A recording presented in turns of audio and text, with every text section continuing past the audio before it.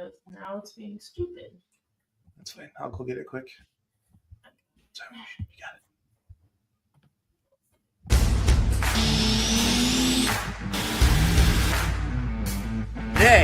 Today. Let's talk about today. Grand national state level, you have to run non-sales, wholesale.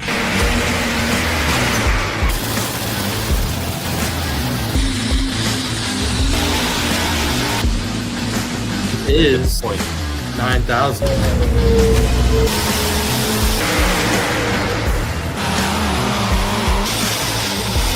The only mistake I made, I didn't put her in the registration booth with the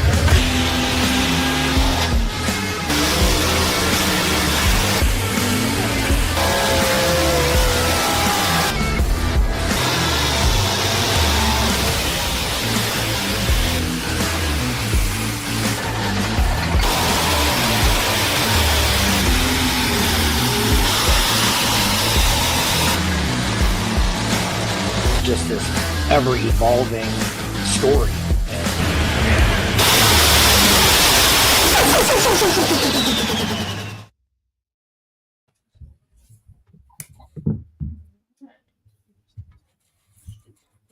Sorry, guys. I'm certainly my bad. It's okay. You did good last week. Welcome, friends. Hello, friends. Jason Schultz here, Kenzie Keating, Mike Eitel. Our first guest tonight, Jeremy Roberts, Wicked Whitetail. Jeremy, how are you, sir? Good. How are you guys? Good. Great to have you on. So Jeremy's going to be on with us fans for the first 15 minutes, and we're going to move to Josh Hanna, the Cawood's Comet 85 Limited Pro. Everybody knows Jeremy with the Wicked Whitetail Super Farm badass tractor, one of the toughest super farms in the country. He'll be competing at the Pullers Championships May 16th and 17th in Nashville, Illinois. Then at 8 o'clock, we're going to talk with the kids from Cal Poly. They have their big fundraiser coming up Sunday, April 13th. They do a truck and tractor pull out there in San Luis Obispo. They raise money. One of the few colleges that has a truck and tractor pulling team. I might have stayed in college, Mike and Jeremy, if there would have been a college with a truck and tractor pulling team. Then at 8:15, we're going to talk to Charlie, the promoter of the South Louisiana Truck and Tractor Pull. And their big pull's coming up this weekend, March 28th and 29th. Then at 8:30, we're going to talk to Matt Larsen from New Richmond, Wisconsin. They have their big mini rod garden tractor pull coming up April 4th and 5th. 8:45, we move on to Mike and pulling through the past. Then at 9 o'clock, we put Mike to bed. We bring on the West Coast guys, Massetti and Friends. They always bring on an MLM Motorsports Puller. And then, of course, we do a nice interview with them. And then we wrap up the evening with the infamous Facebook Marketplace, where James Massetti puts up random Facebook Marketplace finds. We have to guess the price, like Price is Right. So welcome to Let's Go Pulling. If you can't catch us live every Monday night, head over to iTunes and Spotify and type in Let's Grow Pulling. So, Mike, take it away with your first guest, Jeremy Roberts and the Wicked Whitetail. Awesome. Thanks, Jason. And thank you to Jeremy Roberts all the way from Sullivan, Indiana, joining us this evening.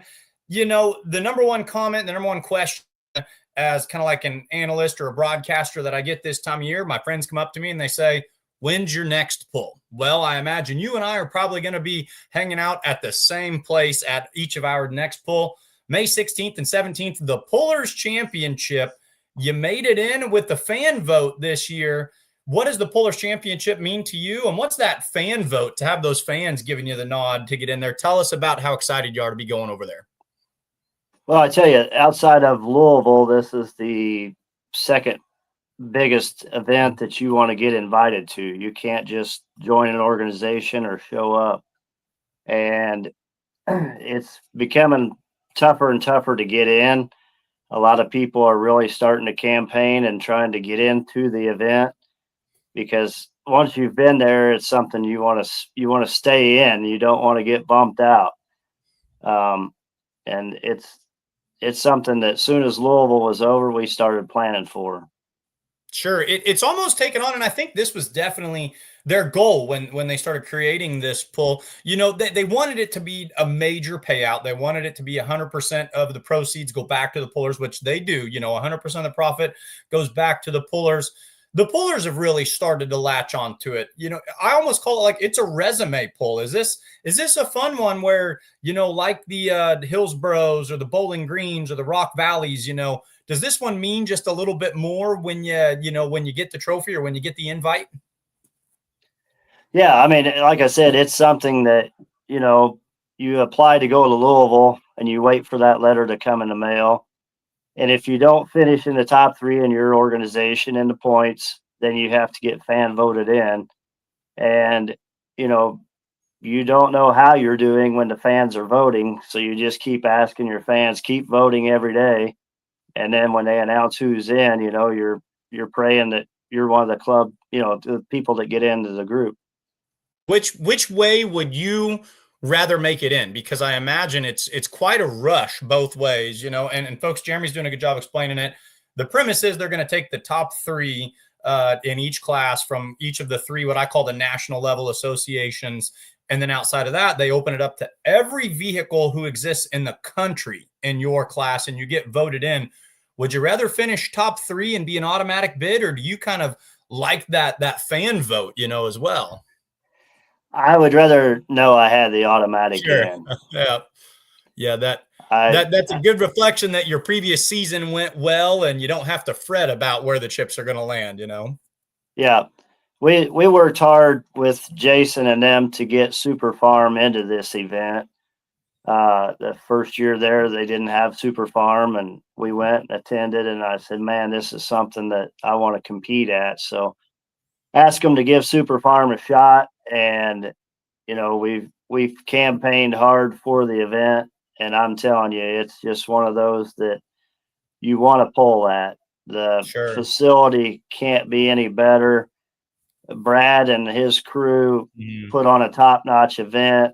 They hire the PPL staff. So you've got John and Christy and the tech officials and the flagmen. It's something that you want to participate at. Sure. Yeah, it's a place you want to be. Speaking of the Super Farms, Kinsey, go ahead and throw a photo of that wicked whitetail up there if you don't mind, and we'll kind of let the fans take a look at it. Beautiful, beautiful John Deere right here. I love the Super Farm class. I'm a big fan of this class. I always have been. Just backdoor torque, top end at the big side of the track. Give the fans just a quick walk around of what we're looking at here. Maybe tell us when you built it or what it's sitting at right now. Is it ready to go? Just tell everyone what we're looking at right here with this beautiful tractor. No, it's apart right now. We're kind of taking the approach like we did for the farm show. So we did some work to the tractor. We went to the dyno, and it did pay off. We won the Wednesday night qualifier, made the finals, and we kind of laid an egg in the finals. We didn't get our setup right, but we got invited to Pullers Championship, and we're changing a few things that we needed to upgrade, and we're going to hit the dyno. And we won the first year that Super Farm was at the Pullers Championship. We had a win and a second. Last year we had a fourth, and then we broke on our second night. So we're wanting to really come back and we want to win this thing again. I want to take some of Brad's money. It's interesting that you started breaking down your runs for me, because that's where we were going to go next. I want to take a look at both your runs from last year too. And if I remember right, last year's Friday night track was a bit of a curveball for people. It had a lot of moisture in it. It was a little tricky on the starting line.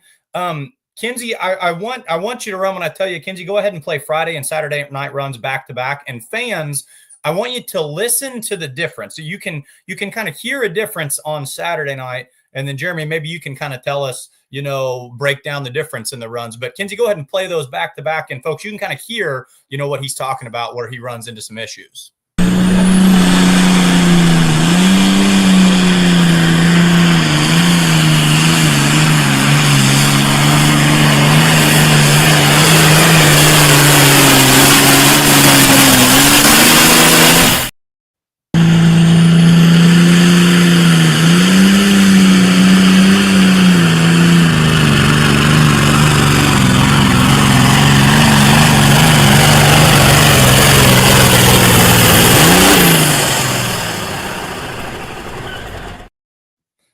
Friday night, I imagine you were pretty pleased. 4th place finish on a track that was a bit of a curveball. Now, the flutter. I mean, you can hear it. What happened Saturday night?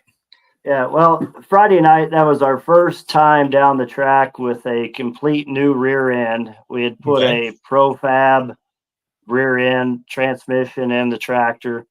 So from the bell housing back, the firewall back, that was all new. Wheelie bars, axles, everything. So that was the first pass down the track. So to come away fourth against these tough competitors, we were pretty happy. Sure. Saturday night, as soon as I took off, maybe 50 feet in the run, I thought I had broken injector line. It had that mist to it. Was hoping that's all it was. We found out when we checked the tractor over as soon as we got off the end of the track, that was not the case. We lost the tip off the injector, which went into the piston, bent a couple valves, ruined a couple pistons, and was a pretty expensive repair. And we only had about 3 weeks to make it to our first PPL Champions hook. So a lot of work went in. Pat and Ryan at Saladin Performance really had to turn us around in a 3-week window. And we picked the tractor up from Michigan and went right to the Shipshewana event. You know, that's interesting for fans and even from my perspective. It sounds like a light flutter. You know, it sounds like, okay, maybe we've just got some water coming on a little early or something, but that light flutter obviously did some, it threw a big wrench in your season. And sometimes we'll hear a big bang and it's just, a hose popping and it's not nearly as bad as it sounds. So such is pulling. I mean, that's a part of what you have to battle all year long. Talk to us about, you mentioned earlier, that great facility over there at Nashville, Illinois. Do they pull the super farms at the end of the season there as well? I know that the PPL schedule kind of sandwiches it. So you only go there once a year then? Yeah, the only way we pull at Nashville is if we get in a TPC. They had a Midwest hook there back probably in 2018 or 19. But no, we're not there. It's a fall event. Okay. So super farms, is this where you've always been at, always where you wanted to go pulling, or did we start somewhere else and move to super farms? And are we going to stay here, or 10 or 15 years from now, will we see you in something different? Well, I started on a G John Deere 2-cylinder and pulled that for 4 or 5 years. And then I went to ITPA and pulled some 95 farm stock for a couple of years. Then we decided we wanted to pull hot farm, and we worked with PPL to get the hot farm class started with them on the Midwest region. And we won 4 championships with the hot farm tractor. And I always made a video at the end of the year with all my runs. And a guy in Australia saw it, wanted to purchase the tractor. So he purchased that tractor. So it shipped over to Australia. And our goal was, I've been to Louisville ever since I was probably 7 or 8 years old. And my goal was always to pull at the farm show. So I wanted to build a super farm where I could compete there. And we have 6 or 7 times now. We've won a couple qualifiers on the Wednesday night, and we're still waiting on that Saturday night win.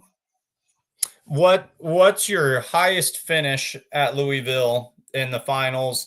And then the next question I would piggyback off that is, what would you consider to be kind of your feather in the hat? What's your crown jewel in super farm pulling? What win are you most proud of that you have so far? Third in the finals in 24 at the farm show is our best finish. Sure. Our first Champions Tour win was at the Indiana State Fair, and that one's kind of special because, I was in 4-H for 10 years and used to show at the state fair. So to go up there and win that in my first time there was really neat. We swept Knoxville, Tennessee, both a Friday and Saturday night back about 4 years ago. We don't compete there now anymore, but and then just to win the overall Pullers Championship the first time they had Super Farm. I don't normally go to Bowling Green, but I went to Bowling Green in 24, and I had a third and a fifth. I missed the ring by 2 points. So Wow. Yeah. that's one of our. We won a Bowling Green ring, and we'd like to have a belt buckle from Don up in Hillsboro. We've done real well up in Hillsboro in the past, and that was before the belt buckle. That's when he gave the Lonenberger baskets away. We've got a few of those. I imagine that Hillsboro, especially in your class, would be pretty special. That's got to be kind of a double down on Super Farms big time up there, kind of go on that extra little bit with the promoters there and everything. So that, I imagine that'd be a neat one. Here's a fun stat that you might want to take with you going into the Pullers Championship. And I don't have the exact number. I know that we did the research last year, and the number I want to say is 8, which sounds exaggerated, but it was a big number of people who walked away with a win either on Friday or Saturday night at the Pullers Championship last year. I think 8 of them went on to win the points championship in one association or another in the class that they hooked with. So you talked about how this pool's getting so big, and you're talking about some big wins. You've won at Nashville before. You said, that's kind of an interesting, it's a fun way to kick off the season. So, you go out there and win, and it might be big things are coming to follow the rest of the year. I tell you look at the lineup for the Super Farm at the Pullers Championship. You've got the NTPA champion, the PPL champion, the Wednesday and Thursday night and finals night Louisville winners. Yeah.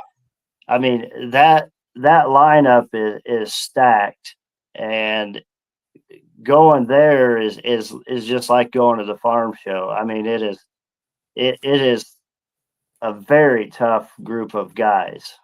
The outdoor Louisville, that's always been what we've wanted to build this pull as. Well, I thank you so much for coming on. That 15 minutes went fast. This feels like one of those interviews. I could talk pulling with you pullers till the rooster crows. Anybody you need to thank, before we transition to our next guest here? I just got to thank the fans for voting me in. I've got a pretty good fan base, and the first year that we got voted in, we give away a set of tickets, and we had a guy from Nebraska come and watch, and we try to really promote it. And I think we do have a pretty good fan base show up at the event. Definitely. And if you've never been, you need to go, because you're seeing the best of the best in every class. It's just like a Louisville, but it's outside. We're going to have to send you a bill for all the sound clips we're going to be able to pull out of this to promote the Pullers Championship. No, Jeremy, this is perfect, folks. Jeremy Roberts out of Sullivan, Indiana, Wicked Whitetail Super Farm fan vote. He's looking to kick off his 2025 season with a big bang. Thanks for chatting with us tonight, Jeremy. Yep. Thanks for having me. You betcha. All right. Bye-bye. All right, guys. And at this point,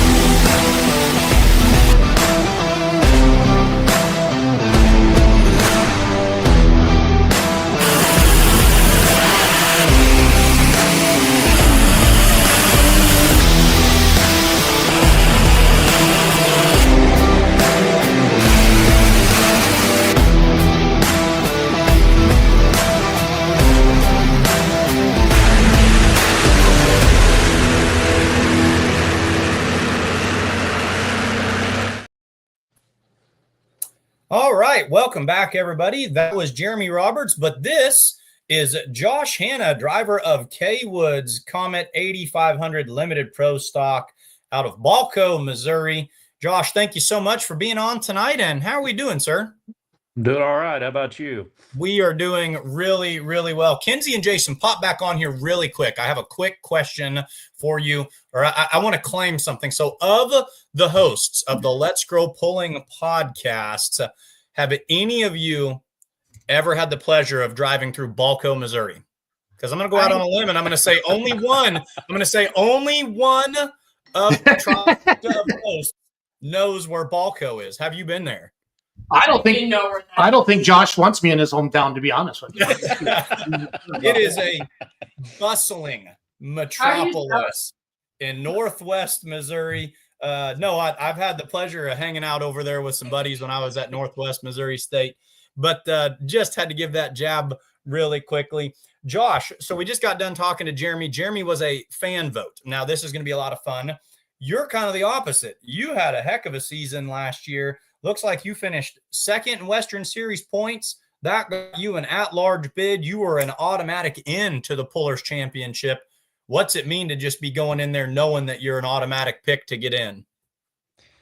Oh, I don't know. It's, I guess, it's kind of neat to get to go out there.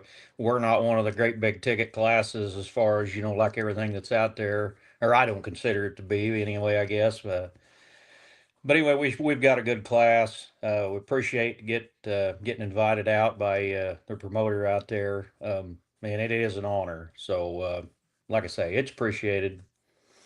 Yeah, you talk about your class not being a heavy hitter class. That's something, in fans, we really want you to pay attention to this pull. We want you to come watch Pulling any chance you get. Take a look at this 8,500 limited pro class, or, when I'm hanging out with the Outlaws, they call it the light limited pro stock class. It's a 466 class, and it is dripping with beautiful tractors. I mean, there's one thing about it. Every tractor I've ever seen in this class are just drop dead gorgeous. Kinsey, if you want to throw that Cawood's Comet up here one more time and let the folks look at it, it's as good a looking of a 66 series as you're going to see. Tough runner. Cawood's Comet. I have often wondered about that. Can you tell us about where that name comes from? Yeah, little ghost town right here. Well, it's a quarter mile from my house is Cawood. And my shop is there. It's the old church that was there in the town in the 1800s. It was built in 1880 something, I believe it says in it. But anyway, that's my shop, and my second great, I believe, grandpa rode out to California in a gold rush and made it back with a little bit of gold to buy some ground in this area, and his last name was Cawood. And so that's where the name comes from. It is actually my grandfather's mother was a Cawood.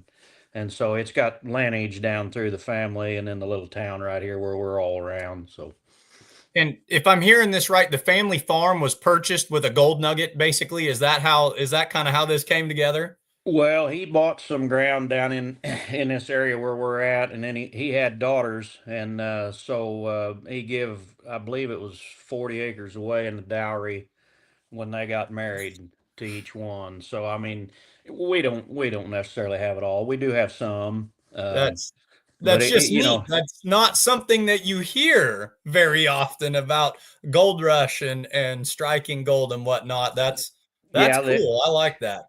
They always said it was a miracle he made it back with anything, and I don't know. It was just kind of neat. So Dad and I put this thing together when I was 15, probably got it out the year I turned 16, this tractor, and it had to have something Cawood on it, I guess. So he fell over dead right north of my shop, just a little ways. There was a big orchard, so he had a heart attack and passed. I mean, it's all right here within a quarter mile of my house at the family history. That's neat. So he struck gold, but last year on Friday night at the Pullers Championship, you struck gold and walked away with the gold spot finish. Kinsey, go ahead and play that Friday night run for us. We're going to break it down together.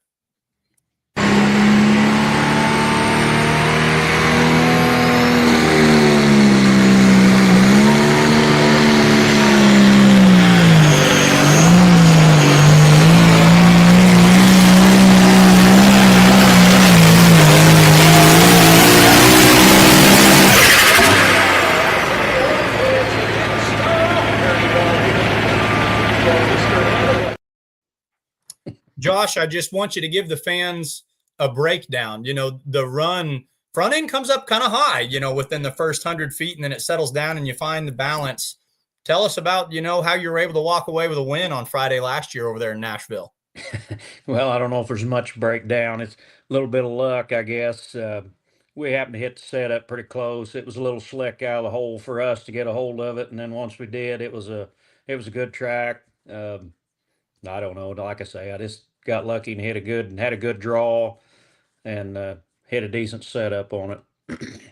What are the most important factors? So in the single charger classes, most of the guys have pretty big cubes. You know, they're at the 650, the 680, a lot of big cubes out there. You guys are a smaller cube limit class. What do you say someone would have to do to be successful in your class? Is it driving? Is it setup? Is it, you know, track reading? What's the main thing in the 8500 limited pro class? Everybody's tough anymore. You know, Jeremy alluded to that there right when I was kind of watching him talk, but I mean, everybody dynos, everybody reads track, everybody, you know, does the best they can. You know, we'll stop and help each other on the side of the road if we got a problem, but when it comes to the track, once we tighten the chain, it's everybody's looking to pocket that win themselves. So, Yeah. but it takes all that. It really does. And I mean, my best friend Steve Stoll and I, we always joke about how many hours per second of the run you spend working on this stuff, and you know, breaking down, you know, data. I'll sit around in the winter when it's cold out and I'll have my computer out. We'll be breaking down, you know, looking through passes and stuff, and watch a lot of video and just see if you can find something that maybe you could do a little better. So that's fun. So you talk about, you do kind of analyze that and look at it and whatnot, but it is interesting the way the sport moves so quickly, and the competition has gotten so large that, yeah, it takes everything. So does that, when you do walk away with a win, does it make it all that much more special knowing that you don't just get these things by accident? No, it means a lot to be able to do good. You know, last year I think I only got one win total. Doherty was pretty hard on me all year. I say that joking. Him and I are pretty good friends, but yeah, it means a lot to come out there with a win because, like I said, everything's tough and everybody runs good, or pretty much everybody runs good. So everybody does the same thing I do. They sit around, they dyno, they tune, and you know, watch video, and you know, we all do it. It's just part of the disease of tractor pulling. Yeah, you mentioned the high price hooker tractor out of Paris, Missouri. You know, here in northern Missouri and even kind of, you know, eastern Nebraska and up around there where you're at, there's a lot of these 8500 limited pros, or these light limited pros. Have you traveled much beyond this area? Do you see this class being as popular in other areas, or do you kind of feel that you're right in the hotbed of where some of the toughest competition for this class is? No, I go back to what I said earlier. Nobody's a slouch anymore. So I mean, you can travel, and if the rule's the same, they're going to run good, you know. So um, the dynos and the builders have gotten to where there's, I don't want to say there's too many of them, but there's more than there used to be. You know, used to you just had a couple, and anymore there's enough of them around, and they're good too. I don't mean that, but you know, you can get in to see one of them all over the place to help you better your game a little bit. So, you know, that's something I've seen evolve since I was a kid when we just started. You know, we didn't know what a dyno was till 2000 or so. You know, so. And now the accessibility to that technology is closer to home for everyone. So it's almost easier to kind of get your hands on and get yourself up to that next level, is what it sounds like. What's the farthest you've ever traveled for a pull? What's the, you know, longest from home you've ever gone to go pulling? Oh my goodness. Well, I'd probably Worthington. Nashville's right in there too. You know, Nashville's 7-8 hours for me, Yep. and Worthington's in that 7-hour range. You know, we go up and pull the Bausmas once in a while. And you know, that's with this tractor. I pulled antique tractors for years, and I have been absolutely all over the country. You know, Colorado, we've been down into Kentucky, and so I mean, yeah, we've been all over the place. David Vandenberg's got a good question right here. Indoor pulling. Have you put the smoke tube on and gone indoor pulling at any point with the Comet? Oh yeah, yeah. When it was Super Farm, we used to go to Gordyville quite a bit, and I've even had it out there as a 85, you know, but I started helping Adrian Cox probably about 5 years ago or so in the winter, and once you get the thrill of working in a shop trying to get a bunch of them ready to go to winter pulling, you kind of push yours back in the corner and let it think about how it's acted all season, you know, like a kid. So That's great. Oh no, that's yeah. I mean, I enjoy it, and if you know me, I hate road salt with a passion. Most of my stuff's not new. It's been around a while, and I try to keep it out of the road salt. So I don't like my truck or trailer in it, even though neither one of them's fancy like a lot of guys got, but it's still mine, I guess. Sure. Well, no, that's awesome. Hey, here's my final questions I have for you before we let you go. These 15 minutes time slots, they move pretty quick this evening. Who do you have to thank, and what are your biggest goals for the 2025 season? Need to thank Adrian Cox and Brandon and Dustin Hart. Without that crew of people, I wouldn't be anywhere near where I'm at. And they ain't the only ones. My family, I know Dad will get in the sprayer and stuff. If I take off for a weekend, he'll still do a little work. I mean, he's got a little tractor. He runs around home, him and my boys. So, I mean, they go too. But I know he picks up some slack while I'm out jacking around sometimes. So, need to thank him too. And I just for the goals, everybody wants to win, and I do too. But we go a lot of times. We have shrimp boils and we grill hot dogs, and we sit around a trailer and BS and tell stories and have a good time. And as I get older, that is a lot of fun along with the pulling. So we try to roll it all together. Means as much as winning. I had a good friend from Southern Missouri says going's the fun part. Going's half the fun. Folks, this has been Josh Hanna out of Balco, Missouri. Cawood's Comet. He is looking for another gold finish. Going to bring that gold rush back home. He was your first place finisher on Friday night last year at the Pullers Championship. Josh, thanks for chatting with us tonight. Thanks.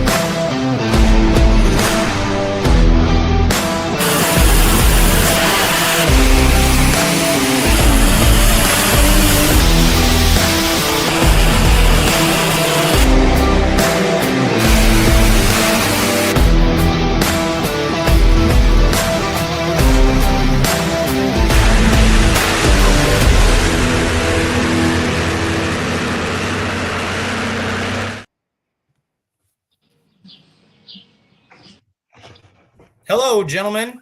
How's everybody doing this evening? Pretty good. How about you? We are much better than we were 1 week ago. I can talk. I exist again. Life is good. You're 1 week closer to the pull. How are things coming along? Coming good. I've got Max and Thomas with me. We're at the MLM World Headquarters. There's old red behind me. And we just changed all the bearings in this Thunder's front motor because, as you guys know, we blew up the back motor. So we figured as a cheap insurance precaution, we would change all the bearings. So we just threw the pan back on it. We're letting the RTV set, and then we're going to throw it back in the tractor tonight and hopefully start it tomorrow morning. Good stuff. Good stuff. Trevor, I feel like just a couple months ago, we're like, oh man, it's going to be Sunday, April 13th. It's going to take forever. Dude, it's like 2 weeks away. I know. 3 weeks away. It's got to be coming fast for you guys. So, yeah, it's very scary. And we're looking forward to get back to school. We'll start setting up the field and take that old farm field and make it into a tractor pull arena. Good deal. How's the weather been working out for you guys? Is it looking good? Like, has it been a normal California winter? Has it been drier, wetter? What have you been seeing? It's been pretty dry. We had 1 week where it was pretty good rain a couple weeks ago over in Slow, and then since then there hasn't really been anything, and I haven't seen much on the forecast. So it was like 80 degrees where I'm at today. You can't tell I'm sunburnt. Oh yeah, right. Not using the sun. Again, if you're just joining us, we're talking with the Cal Poly team. They have their annual fundraiser. You call it the spring tractor pull, Trevor? I forget exactly what you call it, but call it the Poly Royale tractor pull. That's Sunday, April 13th. It's a fundraiser for your club, right, bud? correct. Yeah, all the money that we raise goes back to scholarships for all of us that work on the tractors and work on not just the tractors, but work on putting on the event. There's a lot of people that don't necessarily have a hand in the tractor part of it, but they just get experience with the event planning and promoting side of it. And Good deal. yeah, it's pretty cool. Who do you got there behind you, Trevor? Tell them to come up. Tell them not to be so scared. Let's talk to some other guys. My name's Thomas. I'm Max. Well, so Thomas, give me the 5. Who, what, when, where, why? Give me your background and the last 4 of your social and that little 3-digit card on your credit card. That's the important one. People always forget about that. You need that to make purchases. I'm from Sutter, California, about 50 minutes north of Sacramento, and I'm a freshman and hadn't really been around tractor pulling at all before Cal Poly, and I've just dove right into it, and I've been really lucky to be around some people who show me around. It's been a great time. That's been one of my favorite things to ask you guys is, had you ever been to a truck or tractor pull before with the Cal Poly kids? And a lot of you had never really even seen it or heard about it, but then you get on campus and you're like, wow, this is kind of That's what we do, Jason. We grow pulling, right? I like it. I like it. All right, what's the other guy in the green shirt there? Dark green. I'm Max. Who, what, when, where? Yeah, no shit, Max. Who, what, when, where, why? Buddy? Give me where we at? Where we from? Tell us about yourself a little bit, buddy. My name's Max Landon. I'm from a small town up north, just a little bit south of Chico called Durham. Okay. Freshman here at Cal Poly. Never really been around tractor pulling much. Was lucky enough to kind of wander around the club fair and saw a tractor and thought it looked pretty neat. And here I am. What was your initial impression when each of you saw pulling vehicles or a pull? I'm sure Trevor started showing you videos on his phone. What went through your mind when you saw this stuff go down for the first time? This is badass. I love it. Oh, I love it. Maxon, is it Maxon? What was the other guy? I'm sorry, your name. Thomas. Max Thomas, is this your first time to the Massetti Ranch? Yes, sir. Yes, sir. Okay, what do you think of that shop? It's pretty kind of a shithole, isn't it? If this is a shit, you can't see my shop. No, unfortunately, I'm really good friends with Brian, and I like to pick on him a lot. Did you see my bottle of vodka back there at the bar? That bottle of Tito's is mine. Do not touch it. That little thing of Fireball, that's only for Brian and I. That's off limits. So, It's waiting for you. that's a good deal. Good deal. Brandon, you're a senior this year. Correct. How much are you going to miss this next year? What are you going to do with your So life? much. I was thinking not too long ago after I think the last time I drove the tractor, and I was just like, I don't know if well, for sure never drive the Cal Poly tractor. Well, maybe not for sure, but I'll never drive the Cal Poly tractor again. And then who knows in the future what the future holds. Hopefully get something at some point. But I just got a text from the Cal Poly kids, and you'll never drive the tractor ever again.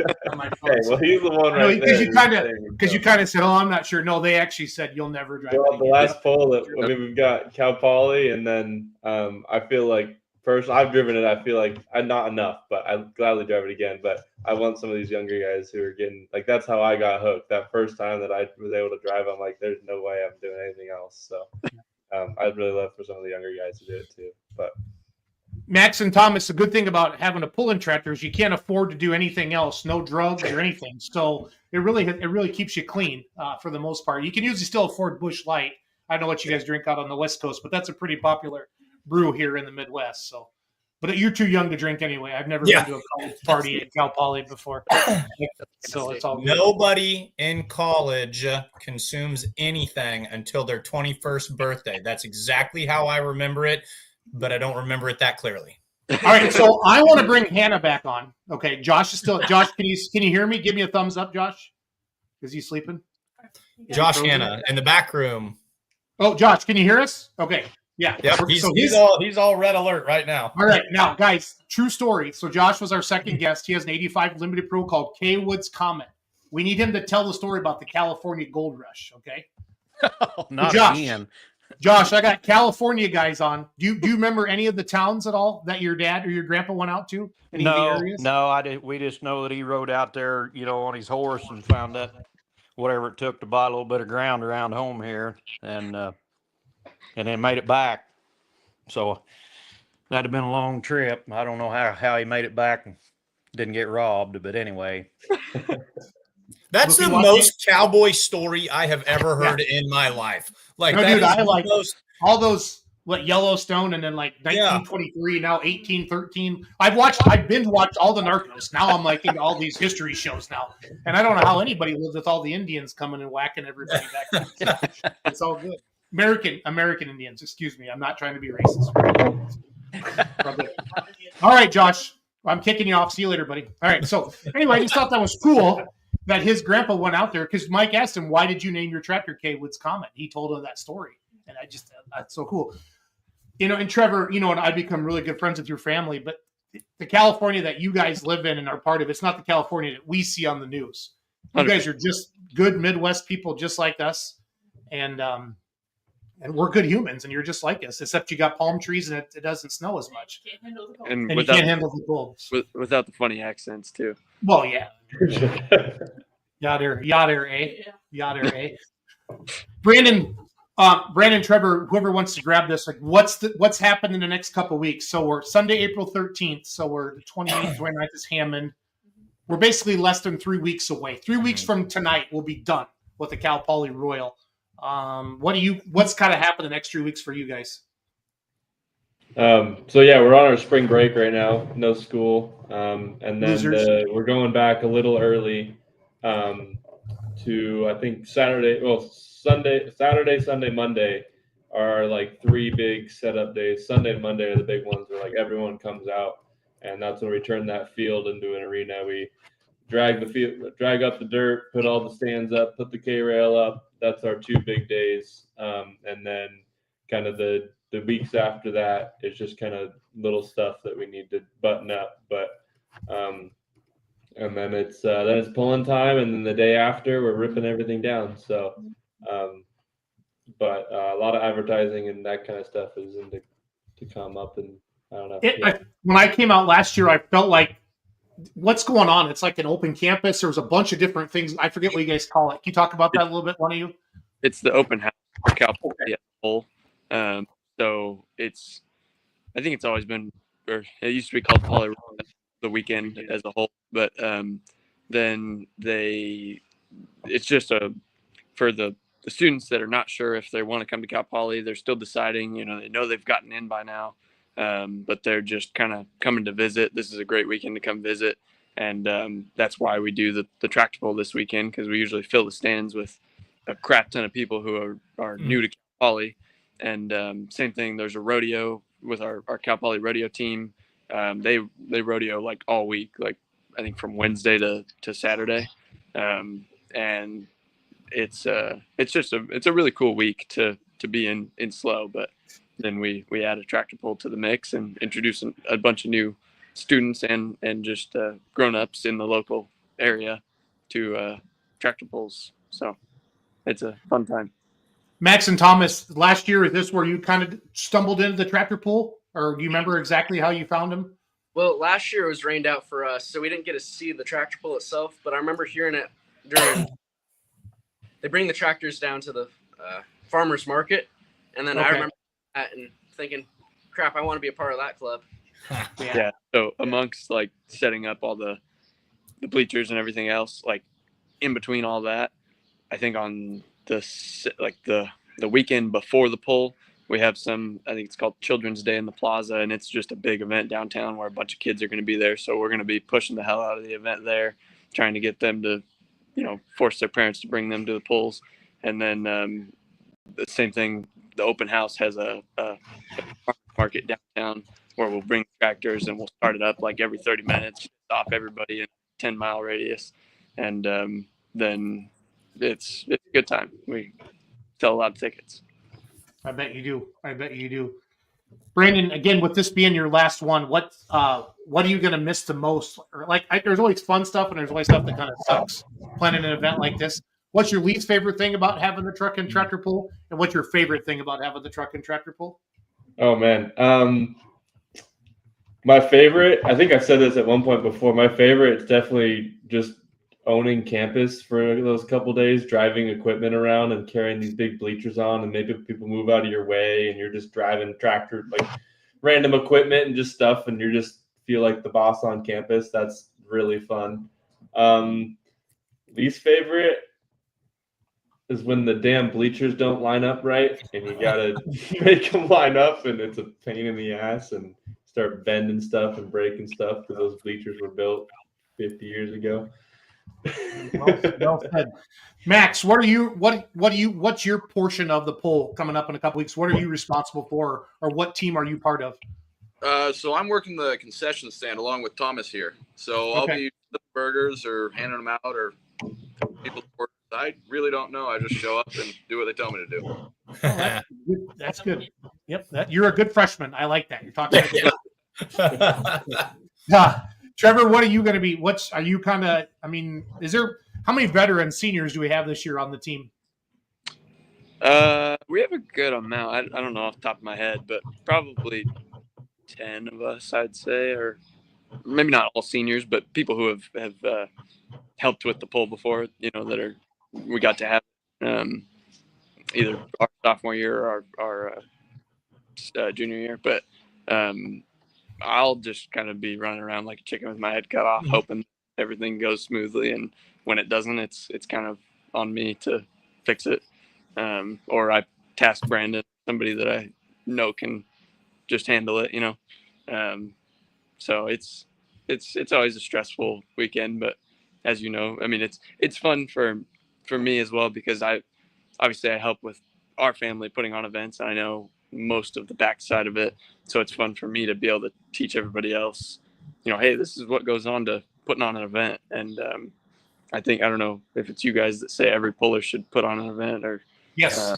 I definitely that, because everybody likes to jump to complain, but this one is usually one that just goes smoothly, and we cook for all the pullers and, have a good barbecue and just hang out and then put on a pole, and it's a good time. Awesome. Well, Max, Thomas, thanks for coming on tonight. Be nice to the Massettis. They're good humans. Brandon, appreciate you being on. Trevor as well. Trevor, we'll see you back in about 30 minutes or so, or 40 minutes maybe, with the MLM, the Massetti and Friends. And you guys have a great night. Thank you. Thank you.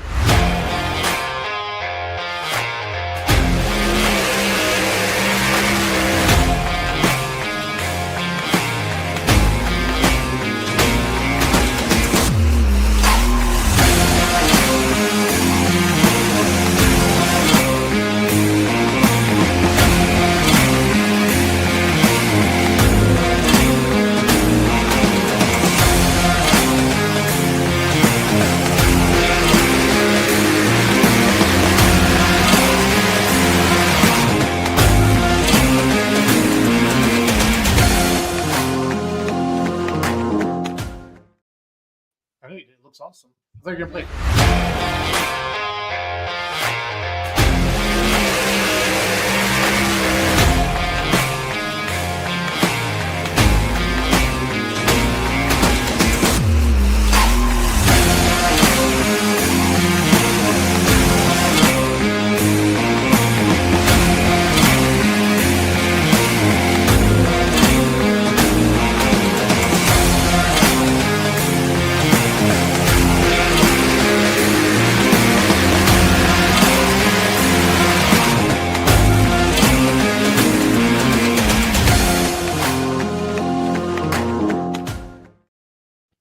Charlie and Mike. I feel like we've been talking to you guys for quite a while now, just kind of leading up, and all of a sudden, bang, it's here. How are you guys tonight? Doing great. How you doing? Good. How you feeling? Tired. No, just joking. Not tired yet. I'll be tired Sunday. We still got a long ways to go. No, it's all good. It's all good. It's great to have you guys on tonight. Again, March 28th, 29th, this Friday, this Saturday. Gates open at 4 p.m. each night. You can buy your tickets at the gate. Don't worry. I've seen a lot of stuff on Facebook. I don't have my ticket yet. Don't worry. They'll sell you a ticket at the gate. You're going to be okay. They're not going to kick you out. We're excited to be coming down. Kenzie and I are leaving for Kentucky in the morning. We're going to leave about noon. We plan on being in Hammond, Louisiana. If everything goes well, we don't blow too many tires, right, Kenzie? Shh. Well, I'm just kidding. be down there Wednesday night, and then we can get everything set up for the live stream on Thursday, and then go around interview pullers on Friday, and away we go. The buzz around your guys' event, it's huge. I'm excited. Are there any pullers there yet? Like I heard the Gallups are there from Wisconsin. Yes, they are. Actually came in Sunday afternoon. So for those guys that take vacation, they don't take vacation. Like I know the Gallups really well. Normally Tom like rolls in about an hour before the pull, rolls them out the back of the trailer, and then as soon as they pull, they load up and go home and start working. So they must really like you, Charlie and Mike, to come down like for a whole week. So this year Nick came down. Nick didn't make it down last year. Just Tom came last year. He's flying in Wednesday. So we got Nick came in a little bit early. So he was excited to get down here. So good deal. Jeremy Yeager, he wants super stock diesel trucks next year. Who do they, Mike? Do you make all the decisions? How do we get? I like Yeager in the pipe dream. He's a good dude. Yeah. So. Yeah, I know. The problem is we get a lot of people keep asking about we can do. So, we keep open one day, add more, but there's only so much at this point. Well, I'm just gonna pick on you, Charlie and Mike. I know what it's like. Nobody wants to sit for 5 hours. You know what I mean? No, we always talked about it and considered it. We might have to be in this far south, and a lot of people want to come visit us or whatever to see. Might have to figure out a way to run 2 tracks, and if we do that, that's something that we look for the future. I think it can be done. It's just going to take a lot more to do, but we'll go from there and see. You never know what the future leads. Yeah, no, it sounds good. Again, talking with Mike on the left, Charlie on the right, brothers. It's how do I say your guys' last name again? Solino. That's way easier than I thought it was. Yeah, me too. Charlie, I'm always afraid to say it because I don't want to butcher it. I consider you words with Jason. We've heard a lot of different. Yeah, I've been called a lot of things. Yeah, too. You might worry about that. So. Celino is not that hard to say, but sometimes whenever I hit home to go back, our road is actually named Celino Lane. But with my GPS, it goes Chilino. Time to go, Chilino. Actually, that is your new name, everybody. When you see Charlie, it's Chilino. Hey, real fast, like Chilino. Hello, Senor Chilino. Yeah. How are you? Monday night, the weather looks good. I've been seeing some 70s and 80s. I saw a shot of rain for Saturday. I don't worry about that. My wife was like, "Oh, there's a shot of rain Saturday." I'm like, "Babe, it's Monday. We don't worry about Saturday until Saturday morning." I'm just telling you how that's going. So. Right. We got a little rain today, which, hey, it is what it is. We got the track covered. It is dusty under the track. If y'all saw that video the other day, I posted me fooling around with the little go-kart tractor. The track was dusty. I covered it dusty, left it that way. We can always add water to it. It's harder to take the water out. So we're ready to set up and, hey, day by day, I always say about Louisiana late weather. If you don't like it, wait 15 minutes. It's going to change. That's one thing about us down here. Yeah. Yeah, we're getting a lot of people on Facebook asking, what we're going to do for the weather and everything. And, we can't control it, but we're doing what we can. We will do everything we can possibly to have a pull Friday and Saturday night. If we don't, we're canceled till next year. That's the way it goes sometimes. But, we pulled before when you had showers of rain and still pulled it off and no problem. We got, like I said, we can cover that track in about 5 minutes if we need to. Yeah, I would tell fans if you're concerned about that, they just can't pull in the rain, but if it rains during the day, they cover the track and we can still get it done. So I wouldn't worry too much about that. Yeah. Now, this is the only big truck and tractor pull in Louisiana, right, guys?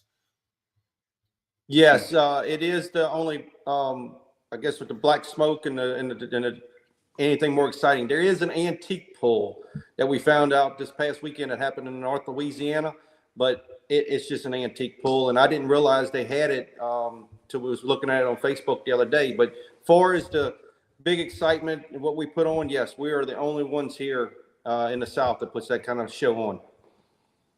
With 5 classes, and how many hooks you think we're going to have total, would you guess, Mike or Charlie? About 45. 40. Usually we're about 45.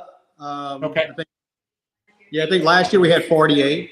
So between 40 and 50 is usually the average, which puts on a really good show. Yes, it does. I know we got a couple I heard couldn't make it this year. We got a couple more coming, so they might just stagger in classes a little bit. But we'll probably be close to that 45 again this year. Good deal. That's a nice show. We got super It all farms. depends. Different. Yep. Yeah, each class was. I mean, like last year we may not have many in one class. This year we might have more in that class.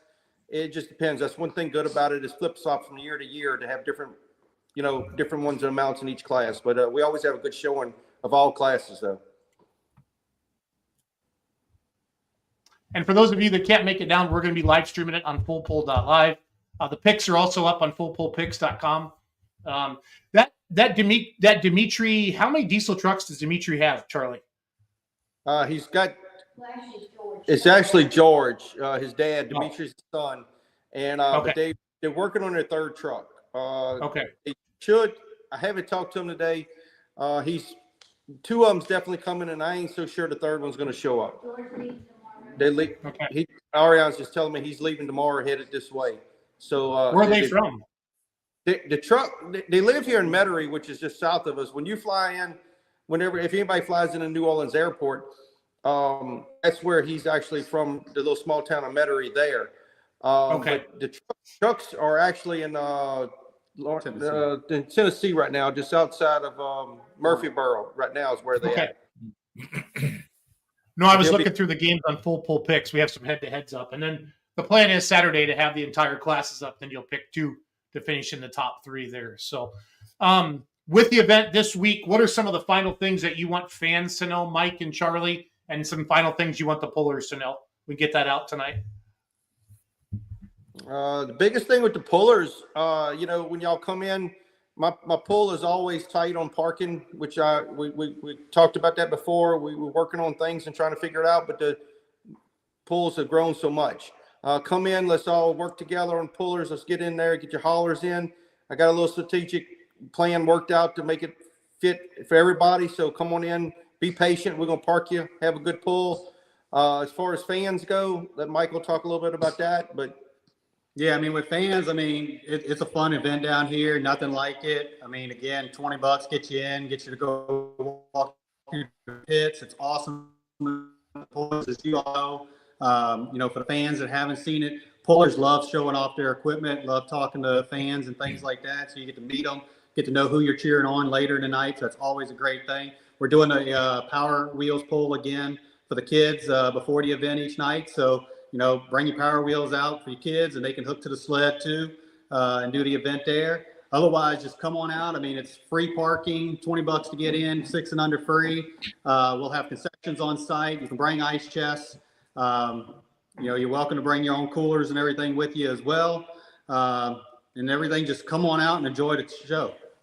Well, bleachers started in today, so we'll have another set coming in tomorrow. So we've got 2 additional 300 plus seat bleachers coming in, plus the big set we got, and then you can bring lawn chairs and stuff too. There's areas for lawn chairs along the side track too as well. Good deal. I want to bring up fullpullpicks.com real quick, guys. Yeah. I want to use some of the early favorites are on here. Charlie, I think you were the favorite in Super Farm early on. So I'm on you right now. That's going to put a lot of burden on me, but okay. It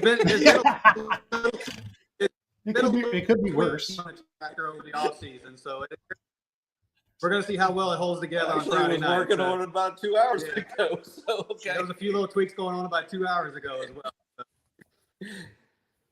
No, it's all good. I'm having problems. Give me a second, guys. I'm trying to share my screen. It's mad at me. Oh, I know why. I'm trying to share a Chrome tab, and I'm logged in Meta or Edge. Give me 1 second. Mike, talk to our friends from Louisiana for a second while I figure this out. Tell us about also my favorite thing that I like to hear about outside of the pool. We've got some celebrities or a big TV personality coming. We've got a big food culture down there. Talk beyond the pool and tell them who's coming and what we're going to be eating. For Saturday for lunchtime, we like feeding the pullers, which we do a big crawfish ball, we do jambalaya, we do boiled shrimp, and of course, our little area of our parish is known for strawberries. We're in the middle of strawberry season right now, so we do strawberries and ice cream to fill everything up at the end there. You just got to be careful at that lunchtime because you got to know how to adjust your weight at that Saturday night pull after you eat with us. The light super guys usually have a little bit of problem trying to make weight after lunch. So But That's where you always hear it. The scales are the best place to watch the pulls, where they all say, well, this weighed in perfectly at the last pull. Well, yeah, that was before you had 48 crawdads, you know? So, like. Well, the tech officials are watching too, so maybe we're going to make them scale again. Richard Weisenant's watching. So there you go. And then we got, if you watch Swamp People, Bruce Mitchell, he's going to be coming over, come help y'all peel the crawfish if y'all don't know how. And if some of y'all follow Kenyon Bankston with Southern Boys Outdoors, he's got his store here in town. It's just right up the road from here. He sells sporting goods, different equipment, different things of cooking crawfish and all kind of stuff. He's got a little bit of everything over there, and he's known throughout the Facebook world. They're really good. And he'll be there floating around too. He likes to talk, and he might video you a little bit and see where you're from. And good, friendly, fun people to talk to and carry on a few little conversations with. Awesome. All right. So I have fullpullpicks.com up. For those of you that want to do a little gambling, real money gambling, we have the classes up for Friday. The Saturday classes will come up Friday or Saturday morning. Just pay attention to the Full Pull app or fullpullpicks.com, fullpullpicks.com. So for two-wheel drives, so these are head-to-heads. Of course, I'm not logged in. Oh, I'm going to scream. That's that Wisconsin dial-up coming in and doing its thing up there. No, I didn't jump in on StreamYard. Give me a second. I'm sorry. I'm going to put Matt. I want to get this up. I got Matt and Tara in the background for New Richmond, but I want to get this up in a second. So going back to that lunch though, that's we make sure that no one leaves Louisiana hungry. If you do, it's your own fault. Even if you come in early, Jason, when you come in, you want to go find some good places to eat. We got plenty here. When you get in town and stuff too. So, lots of good things to see and do right down here and, right around the area. So what's the fan favorite for classes? Is there one that when they roll out there, your guys' specific pull, that you see everyone running back to their seat, or they jump out of their seats? Do they like the smoke down there? Do they like the noise from the two-wheelers? What do the fans really lock in with at this show? I really can't pinpoint it to just one class. I think they like it all, but the trucks, the four-wheel drive diesel trucks, we let them run pretty good on the track. I mean, our track, we got a 300-foot plus track, and when the sled driver lets them runs, they really like the trucks. The two-wheelers has been a little fan. The fans really enjoyed it because of the noise. Can't say the neighbors do, but the fans there do like the noise on that. And, of course, the tractors is always a good class to see. But they come down. We got a variety of people, and they like to see a little bit of everything. I mean, they all stick around and watch it and enjoy every minute of it. Well, and it's a good variety of classes too. So there is. There's smoke and noise. So, all right, I found the right share screen there. Sorry, guys. So this is a two-wheel drive for Friday night. These are head-to-heads.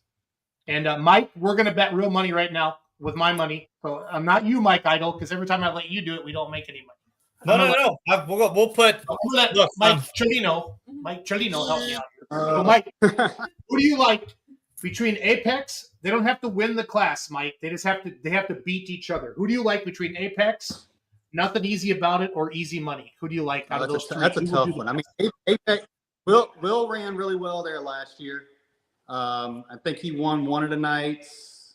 Might have won overall. I can't remember. I don't know. That one's tough, but I may have to go with him again this year. Not to offend anybody else. I think that's like I said. Don't worry about offending people, Mike. We're just gambling. We're just gambling, Mike. Don't worry. Okay, who do you like in this matchup? Papa Bear, Trent Glover, Wallace Motorsports, TJ Wallace, or the Tremor and Mark Ford? Right now, the two money favorites are Papa Bear and Wallace Motorsports. And the odds are set by the money, guys. The better odds, that means there's more money put on them. So just so you know how this works. Who do you like out of that three? No, Mark's been working getting that engine together this week, so it's either a good thing or a bad thing to come out there with a nice. I don't know. This one might be tough too. This one, may have to go Wallace on this one. Okay. So we'll do a $5 bet. We'll do a 2 multiplier. Join. All right. Confirm. Back to lobby. Let's do pro stock diesel trucks. Charlie, I'm not going to ask you any of this. You're the promoter and your wife feels, I don't know if we have Ari in this class or not. Here's what we got. Dixie Ram, Jumpin' Jack Flash, or Midnight Smoke? Who do you like out of those three, Mike? That top three. Caroline. What you go pick? What about Oh, Well, you no, said she's up that top. those She's top. up- So yeah, we down at the we're- bottom. yeah, we're Okay. looking at the top three right now. Okay. I mean, Caroline's running real hard right now. I mean, won I Farm don't know. Yeah, I mean, dude, she's a rock she won star Farm right now, Show, man. She had a great showing here and all throughout last season when Midwest points. I mean, I have to go with I'm Caroline. gonna pick. I'm gonna agree with that. Okay, in the bottom section, this is And this again- other one, Yeah, who do you like? Hercules, Sound of Madness, or Midnight Madness? Who do you like? Who do you got? oh, this one's gonna be tough. Sound of Madness has been running good, and Hercules, you I mean, know, he's Hercules is good. Strategas is a driver. That George Strategas, I saw him down there at Georgia last year. He's a wheelman, dude. I'm gonna go with Hercules. Yeah, I'd have to say. I'm gonna go with yeah, I'd have to Hercules. say See, George. I got to pick my hometown friend there in Georgia. So, All right. Now we're going to move over to what's next? Super Farms. Right now, Thunderstruck Brad Woods is 1.6 to 1. Deer Tracks Greg Freeze is your money favorite right now at 1 to 1. And Green Fever Russ Van Griff's at 4 to 1. Who do you like out of that top bunch there, guys? Both of those are good. they're two top. That's all. Man, they tough. I'm going with Brad just because I mean against everybody else, but I'm gonna go with Brad because he's really been doing a good job, and he's got everything ace on the spot. Yeah. So And then some Charlie Chelino guy, he's in the Reds. He's even money right now, Charlie. All the money's on you, bro. Financial Mistake, Mary Ann Kerr, Ridge Runner. Mike, don't make Charlie pick. Mike, who do you like out of this bunch? And you can take your brother. It's okay. I'm hoping that what we've done has paid off over the wintertime. I mean, we've been right down there, just slightly back some of these pulls. So I'm going to say Charlie's going to win that one head to head. And it's locked. It's locked. One more. And we'll add light limited super stocks on Saturday once we know the lineups and stuff when we get down there. 4.1 limited pros. So right now, everybody's got their money on Tom Gallitz with running in the red out of Wisconsin. Dixie Deer, Jed Pettis is at 9 to 1. And special edition Steve Bowsman is at 3 to 1. Mike and Charlie, who do you like out of those first three? So I know Bowsman unfortunately won't be able to make it. He's not. Talked to Okay. Steve today. Yeah, he messaged me today, and I think he's waiting. Unfortunately, some of his parts didn't make it in time. But So didn't we get need to down update here. there. But I tell you what, between Dixie Deer and running in the red, I mean that's a tough one. I mean, we're friends with Jed so much, but I mean I think running in the red, I'm a red guy too, so we're gonna go with that one. They Okay. come a long way, so. And then the bottom half, we got Bad to the Bone, Patrick Payne. That's a former Wisconsin tractor. That's Scalzo's tractor. Mhm. And then the Weekend Warrior, James Cavalry. And then Never Satisfied, Larry Dean. Who do you guys like out of that bunch? I'm gonna go with Patrick because Patrick he struggled with getting his parts and everything last year and everything, and I think he's got the good setup and everything, and I hope it's gonna be running good this year. So I think we're gonna go with Patrick. Yep, and that's where the money's been so far. Yeah. So we'll do that. And again, we don't have light limited super stocks up yet because we're just not sure on who's all coming. And we'll get all those up on Saturday. So pay attention to fullpullpicks.com or the Full Pull app for those of you. So that's fun.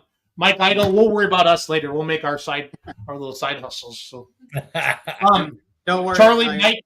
Mike. We'll be sending lots of pictures of everything you're missing down here, so don't worry. Yeah, let's wrap this up, guys. We're going to move up to New Richmond, Wisconsin here. Got Matt and Tara Larsen in the background. They got a big pull coming up April 4th and 5th. Mike, Charlie, we're excited to be down. We'll see you. We'll see you in a couple days, and we hope this is your biggest event ever. So we hope so. Hope so too. And then light limit is full both days, right? All classes both days, yes, right? Yes. All five classes both days. Yes. Again, fans, March 28th, 29th. Gates open at 4 p.m. each day. You can buy your tickets at the gate. 7 p.m. start time Friday night. This is Central. 6 p.m. start time Saturday night. Super Farms, 4.1 limited pros, 2-wheel drive trucks, 3.6 pro stock diesel trucks, and the light limited super stock tractors featuring alcohol and diesel.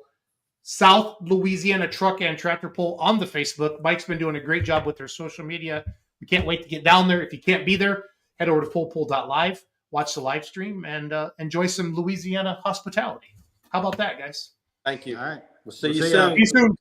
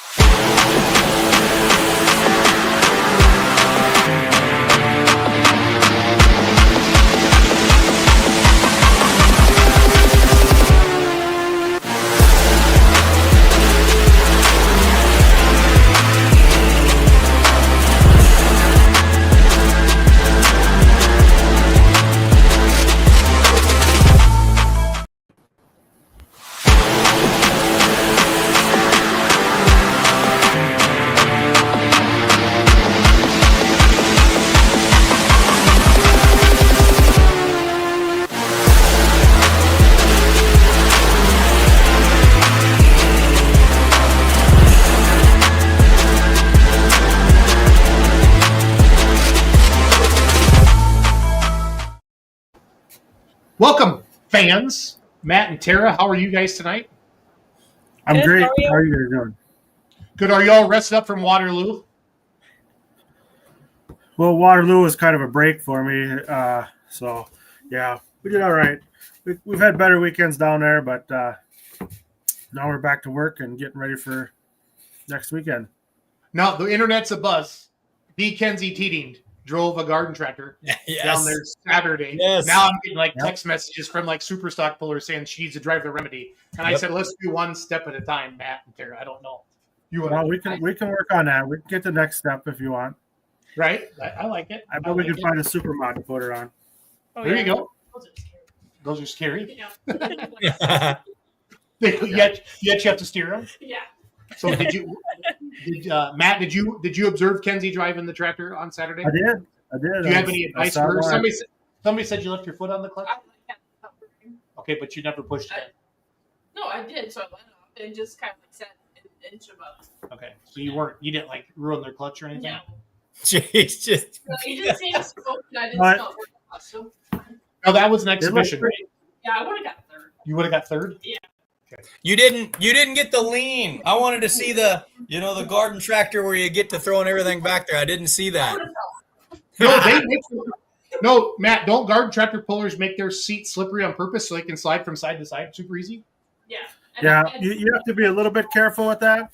So our Oliver, when we built the tractor, the one we had in Waterloo this weekend, I built an aluminum seat and I polished it. And my dad said it was too slippery. And then I drove it the next weekend and I did a U-turn at the end of the street and just about slid right off the side. So we had to put sticky tape on there. But yeah, you want to be able to move from side to side to steer those.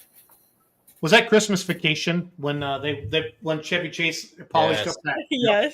That's that little saucer and then he like flew. Yeah. Yep. I was trying to use a metaphor. Yeah. So. All right, Tara, Matt, we're 2 weeks away. I saw today was the last day of pre-registration. Is that accurate, guys? That is accurate. We're going to shut it off at midnight. We've had a flurry of registrations tonight, which is great.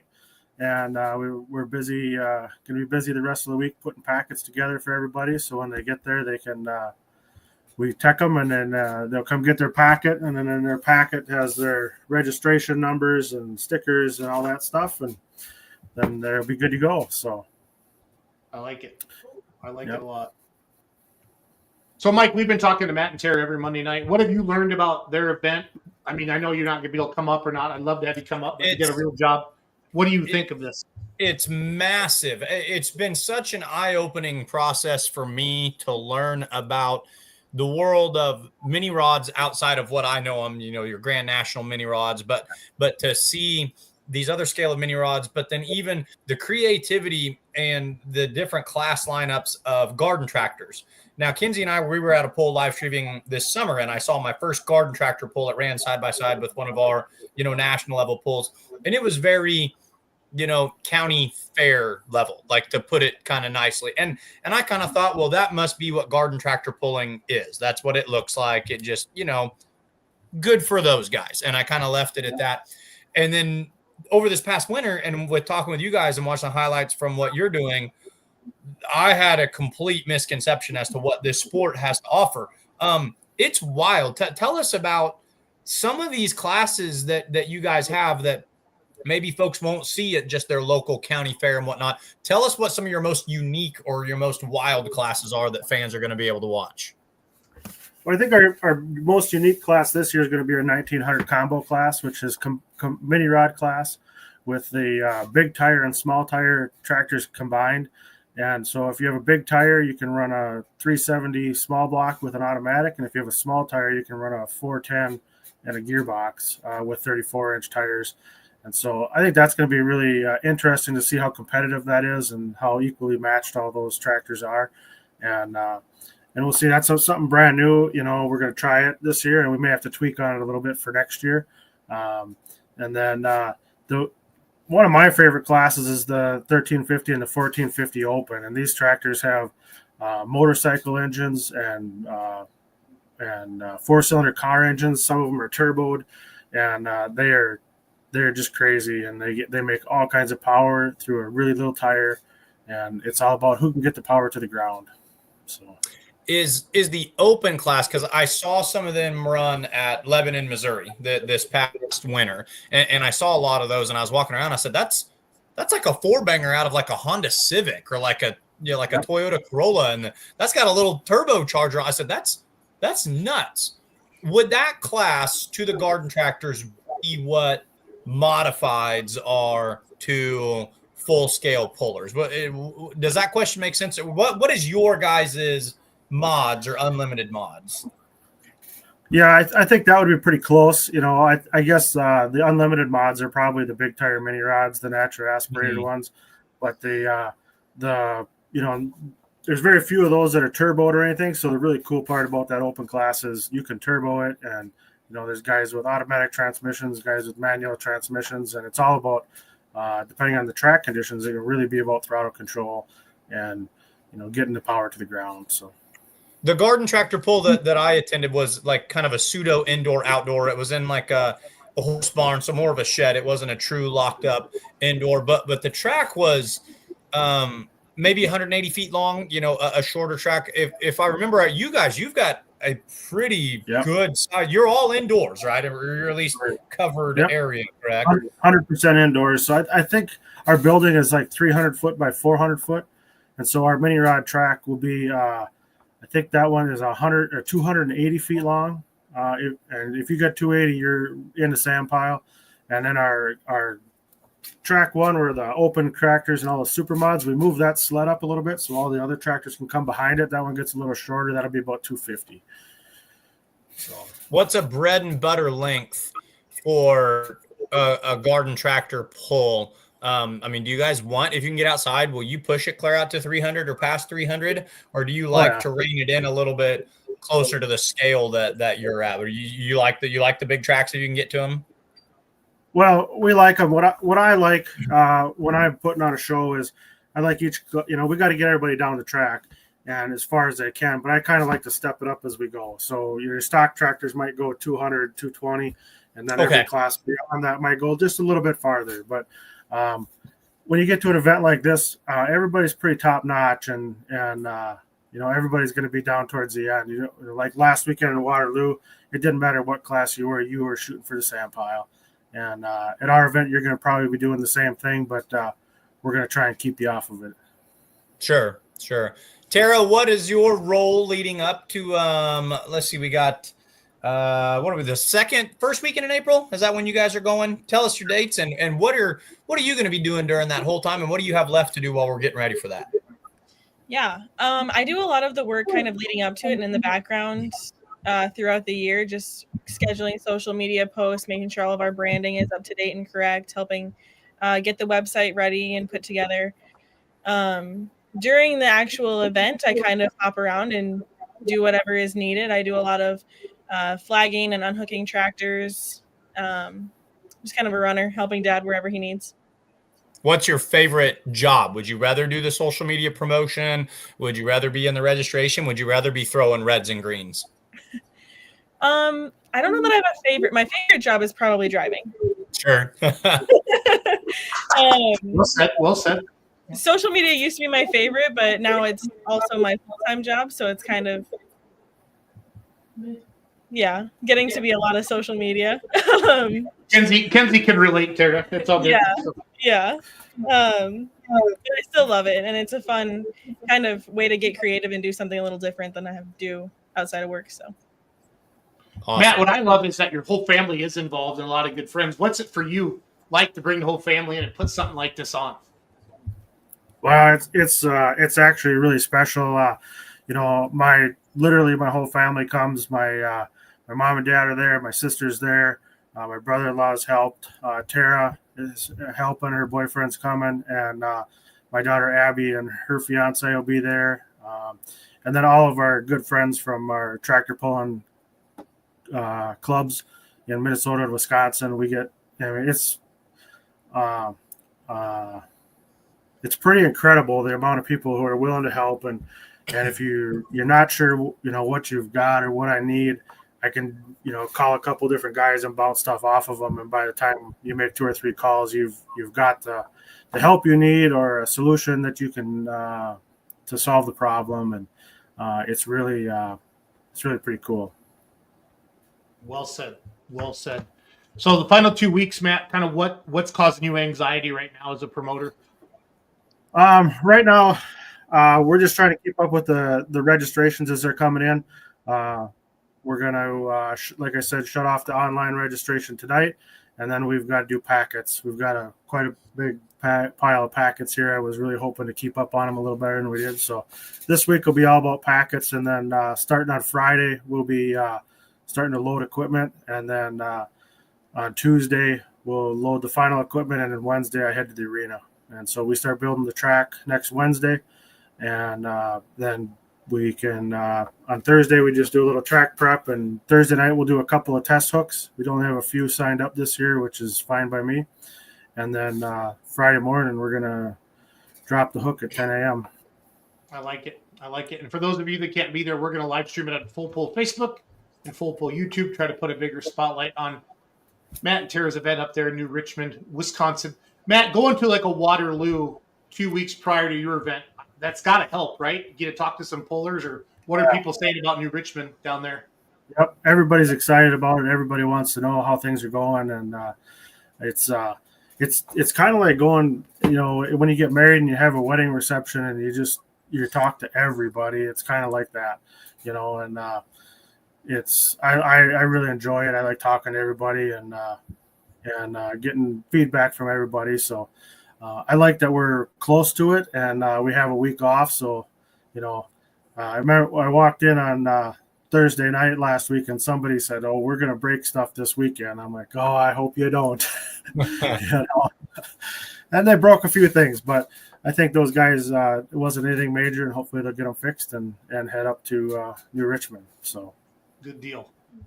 That's what we like to hear. So, Matt, Tara, anything else tonight before we let you guys go? I just wanted to talk. We have a bunch of raffle items that were donated. On Saturday, we're going to give away a set of tires. We've got a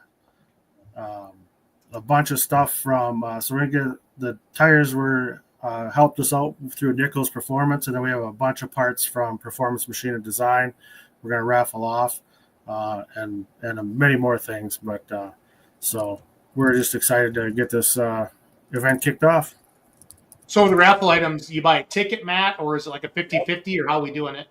Yep, we'll have a 50-50 both days, and then we'll sell raffle tickets each day, and then I'm working on a spreadsheet here. We're going to split it up and raffle off. I think on Friday we're going to have a custom cooler, and then on Saturday we're going to do the tires. Those are kind of the big ticket items, and then some of our sponsors show up at the event and bring more stuff. So, you know, there'll be plenty of things there to win, and be a good time. Awesome. I love it. Tara, what's your favorite thing about the event? And what's your least favorite thing about the event?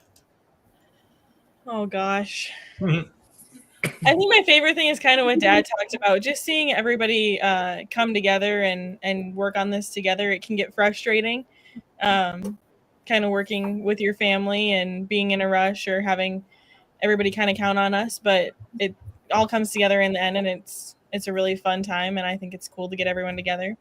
What's the most stressful thing about it?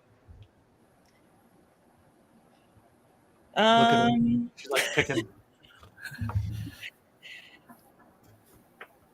I don't know. Okay. That's fair. I like it. I like the honesty. No, but it's fun to watch you and your dad and everything come together. I'm excited to get there and enjoy it. It was fun to see your dad down in Waterloo. We got a chance to talk a little bit. I want to interview as many pullers as we can and just keep growing the sport. I love all the mini. So like for you fans, like maybe saw a lot of our pictures and videos from Waterloo. Waterloo's a lot of garden tractors. I would say New Richmond's going to be more mini rods. You're going to see a lot more mini rods on the 4-cylinder. Is there? I'm sure there's some 6-cylinder classes. There's any 6-cylinder classes, Matt? No, I don't know. We'll have a couple of 6-cylinder tractors, but not a lot. They'll have to run with the small tire V8s. Okay. So, yep. And there is a poster right there. So good to see all of that. So, Tara, did you make that? I think I made some of it, and then Dad added pictures. I like it. I like it a lot. Yeah, I took one of her designs and messed with it. She wasn't very happy with me, but I liked the way it went. So. Ooh, well, at least they're talking about it on the air. Did we just figure out what the answer to what was the most stressful part was? Did we just answer that? Now that you mention it, maybe. Yeah. Taking over my stuff. So. Yep. All right. Well, cool. One more Monday to go, guys, on Let's Grow Pulling, and then we're gonna drop the first hook. I can't talk. Friday at 10 a.m. April 4th, Saturday, April 5th. We can't wait to see you guys. Have a great week. You too, Jason. You as well. Thank you very much. See you, man.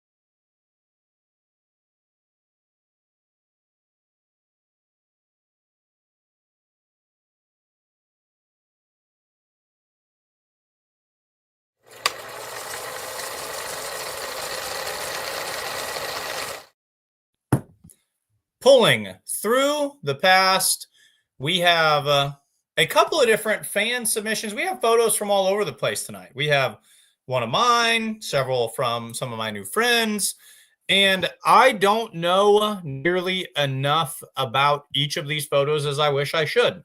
Dan Mayer, I hope he watches this portion of the show. Oftentimes he does, and he's quick to come in and like steer me in the right direction. Like last weekend, I mentioned that Kenneth Popham pulled at the Houston Astrodome, and he typed in a comment and he said, actually, that was Kenneth's dad.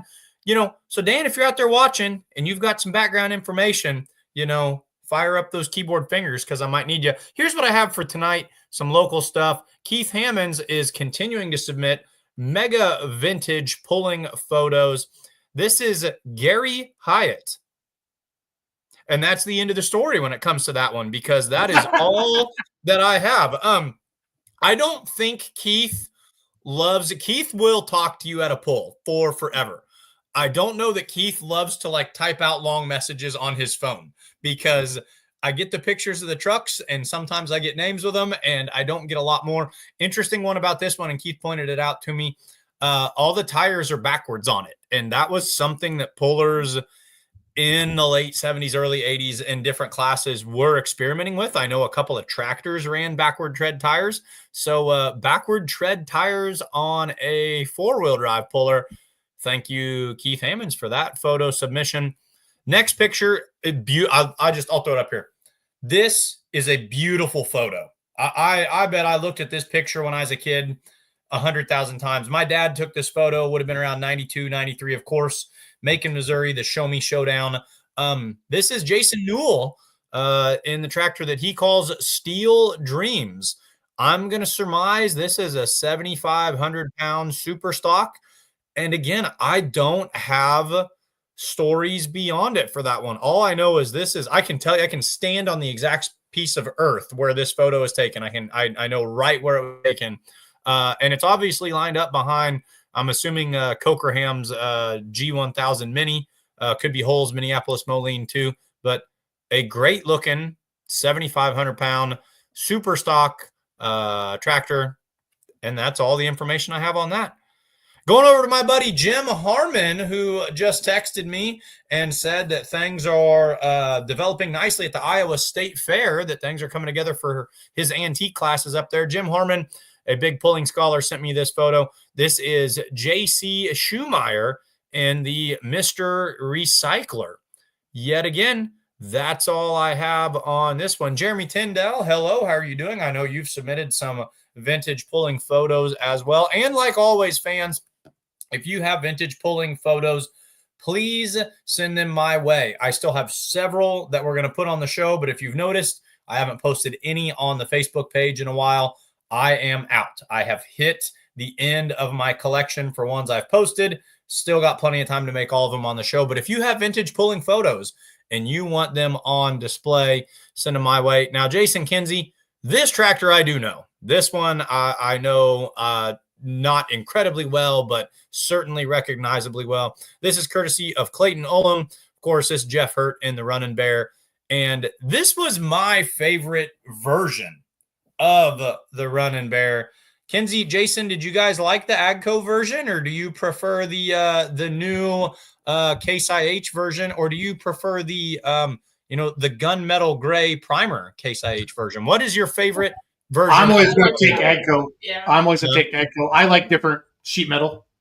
So. It's this thing was all over the place in every fashion that is the way Jeff Hurt does things. Of course, he's got the white sheet metal and the purple roll cage. You guys remember the purple roll cage he had on this thing? Just no idea why, other than because Jeff Hurt, and it was freaking awesome. Bonus points if you can tell me where you think this picture was taken. Toma. Oh yeah, ding ding ding, no doubt about that. That's an hour south of our house or north of our house. So. Yeah. And that's got to be one of the most recognizable grandstands with the split grandstand right there, looking to the south in all of pulling. This one was fun. So we have another one from Keith Hammonds, and he identified this as Black Velvet, driven by Jerry Mullenix. Now, the only conclusion I can jump to is right there out of northern Missouri, that this would be Jerry Mullenix, as in like Jerry and Connie Mullenix, drivers of the Gopher. So I'm going to just go ahead on air and live time, make the assumption that this is where Jerry Mullenix kind of started pulling, was in the world of four-wheel drives. Yeah, he's definitely in bed right now, Mullenix. He's old, so he goes to bed about 7, Mike. So. But I mean, I would imagine, do you know of many? I don't feel like the name Jerry Mullenix. I just don't feel like there's like. I'm guessing that's pulling. That's a one and yeah. There's only one Jerry Mullenix would be. Well, here you go in his good-looking white-wheeled four-wheel drive with the headers coming up out under the wheel wells. Truck he called Black Velvet, pulling in northern Missouri, southern Iowa, back in ye olden days. This one right here, I want more stories on this tractor. Love this tractor. That's a badass picture. That's a beautiful tractor, and I just don't have the story. Should have done my homework. Pulling through the class. I hope you find the story, Mike. I hope you find the story. It's my favorite thing to do, sniffing down those stories of the old pullers. So, yeah, Steel City Dreams. Comment if you've ever seen it run before. Love it. That's love it. Mike, another great podcast for you, sir. You're an awesome host. We're going to continue to push the Pullers Championship with our first couple guests, whatever Mike can put together for the first half hour from 7:30 to 8 Central, and then from that 8 to 8:45, we're going to continue to promote pulling events coming up. And now we put Mike to bed. Mike, peace out, homie. Good night, everybody. Thanks for watching Let's Grow Pulling. We are the cure for your Monday afternoon case of the blues. We're the hair of the dog show. You know, be sure to turn in every Monday night. Hang out with us. See you guys. Turn in? You say turn in or tune in? Tune in. You know, okay. We count on you. The farther south you go, the better it sounds. No, but we count on you for proper English. Out of all the things that you do, we count on you for proper English. He's been hanging out. Yeah. I had my Hawkeye.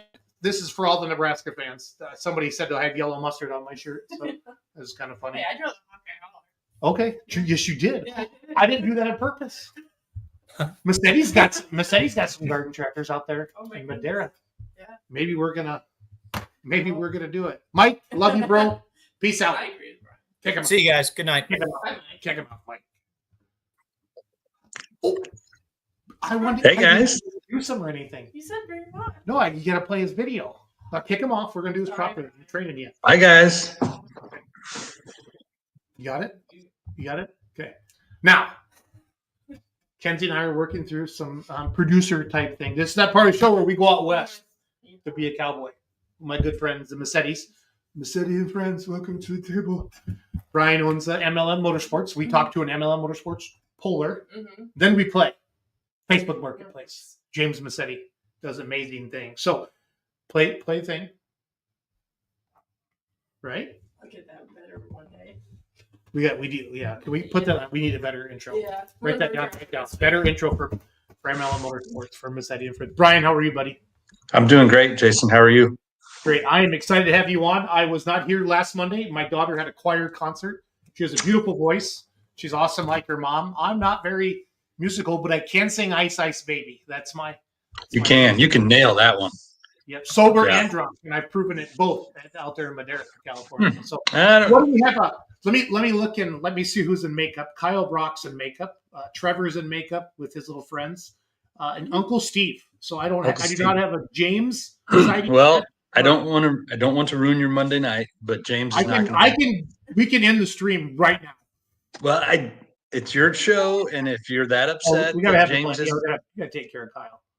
James is super busy. Got this big ass stock pitch that he's presenting this weekend, and it's a huge deal. And he's just busy. He's being a good studious student. So I can't fault him for that. But I have the Facebook Marketplace game. Oh, praise Jesus. I've got it. We still get to play. Oh, hell yeah, we're going to play.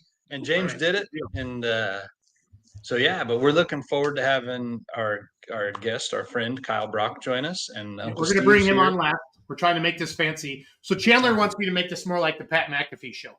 Okay. So our co-host, Pat McAfee's pretty badass. Yeah, he's very badass. Of Massetti and Friends, our co-host, Uncle Steve.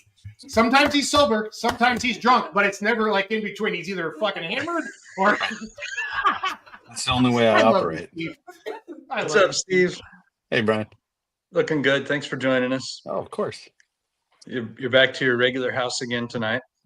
Yeah, I mean, I could go back to the fancy house if you want, but nah, I know you've been busy. Steve had a house full, literally a house full of college girls this week.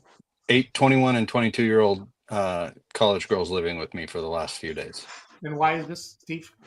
My daughter's spring break, and she brought 7 of her friends home. It was fun. They were all they were great. Because I look at Trevor there with little Max and Thomas, I would have been maybe visiting Uncle Steve there with my friends. I would have kind of did the math, like Uncle Steve, like how does this work? Like, if they have boyfriends, can I see a picture? Like, you see where my brain's going? Spring break didn't line up, though. Tell me the truth. That's where James is right now. He's at Uncle Steve's house hitting on chicks. So I sent them back to North Carolina yesterday. So you did? Okay, yeah. Fair enough. All right, let's bring Trevor and the boys. It's Max and Thomas, right? Yep. All right, cool. So What's we up, had them fellas? on earlier for the Cal Poly section, and great to have them on again. We shared some videos of them. What'd you guys do today on the work on the tractors? Put bearings in the tractor. Put bearings in the tractors. So good deal. All right, Kyle Brock is in makeup. He is the driver of the Planter Tractor Super Farm Tractor, right, Kenzie? Right. Okay, so let's play a video.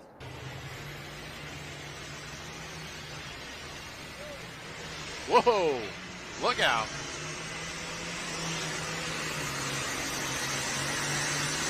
Oh, he stayed. Good show. They do a good job with it. Yeah, I like to say I've been very impressed here with the weekend. As we've got the next up here in Super Farm.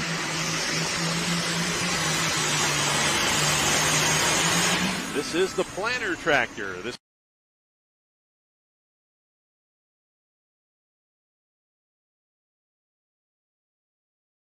You're supposed to be our producer. It is yours. Ryan, there it is. A beautiful planter tractor. That's my favorite pole in California. You even took this picture. I took that picture? Yeah, you did. Wow. Look at that. I bet we could sell that.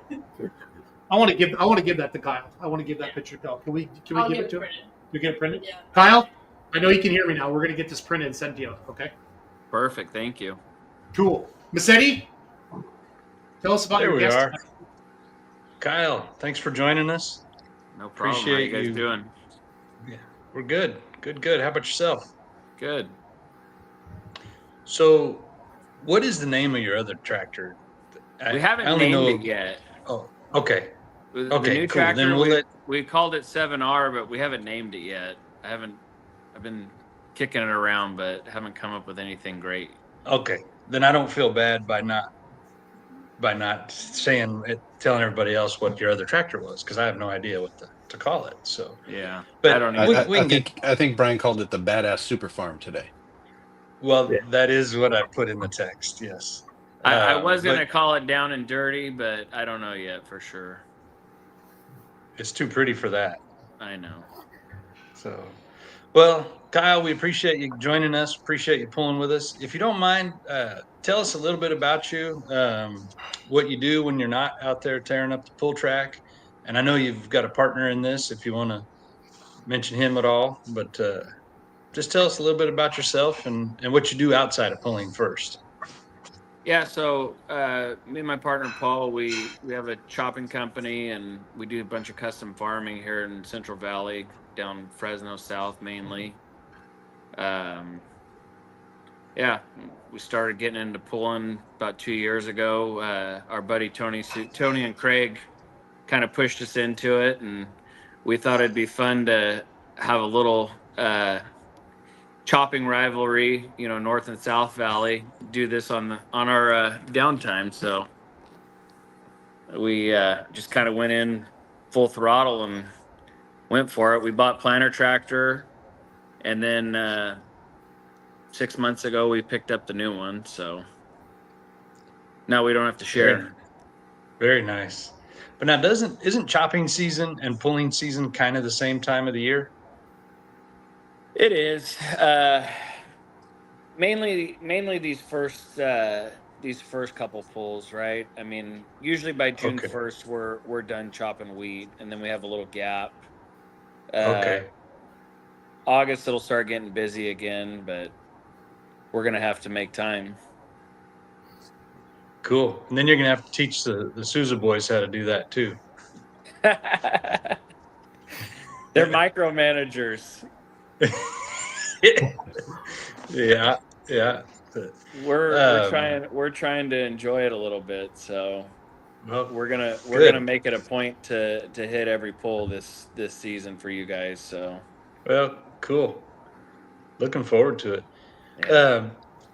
Tell us a little bit about each tractor. We both run the Super Farm class, and they're both John Deere's. But other than that, give us just a few little tidbits about them, if you don't mind. Yeah, so they're both 640s. The planter tractor is a big block. The 7R is a small block. The planter tractor, we have some stuff in the works with it. We're trying to get it lightened up. We redid the motor over the winter of 23 23 going in 24. It runs really, really strong now, but now it's too heavy. So we're getting some new rear ends built, new transmission, stuff like that, which is supposed to be done in April, but April's almost here, and that was kind of part of the reason we didn't tear it down, because we didn't know for sure when it was going to be ready to go. Sure. The 7R, I mean, it's pretty dialed in, so it's balanced really well. It's set up pretty nice. So I would say so. Now, did you drive that one in February in Tulare? Yeah. So I'd have to go back and look, but I think it was about a 30 or 40 foot difference between you won and second place. I mean, it was a gap, that's for sure. Yeah, it definitely was a gap. I think it was, I could go back and look, but yeah, I believe it was 30 or 40 feet. Yeah. No, it was impressive. And the other ones all ran great. It's not like anybody was falling off. It just some good passes, and then you just went out there and laid down a monster pass. Yeah, I mean that was literally my second pass with that tractor too. So, it ran really, really good. Are they now? Will you and Paul switch back and forth between them, or will one of you kind of drive one? Or You know, I don't know. We haven't really talked about it. I think for the points deal, I think we're gonna stay in our tractors, right? I mean, I think that's kind of how it needs to work, right? well, the points will go to the vehicle. Oh, so it doesn't really matter who the driver is? Right. Oh, gotcha. Yeah, those Well, I Massettis just- are always jumping from tractor to tractor and truck to truck. Kyle, don't you worry about that. So We'll have to hash it out then, I guess. Yeah. I figured I'd let him drive it if we go to the other guy's pools once in a while, but I wanted He to just keep wants it it on the for points himself. deal. Yeah. Right. I don't blame you. I don't blame you there. It's a sweet We'll- ride. We'll fight it out. It's no biggie. There you go. So, When we get the rear ends done, we should be shaving out around 500 to 600 pounds out of the planter tractor. Holy shit. And we're putting a new profab in it, and so it should be very, very competitive when that gets done. Nice. Like I said, it runs really, really well. It's just I have no movable weight on it. So I think Gotcha. when we were in Madeira, I think I literally had one weight that I could move, that was in the front, and that was it. Yeah.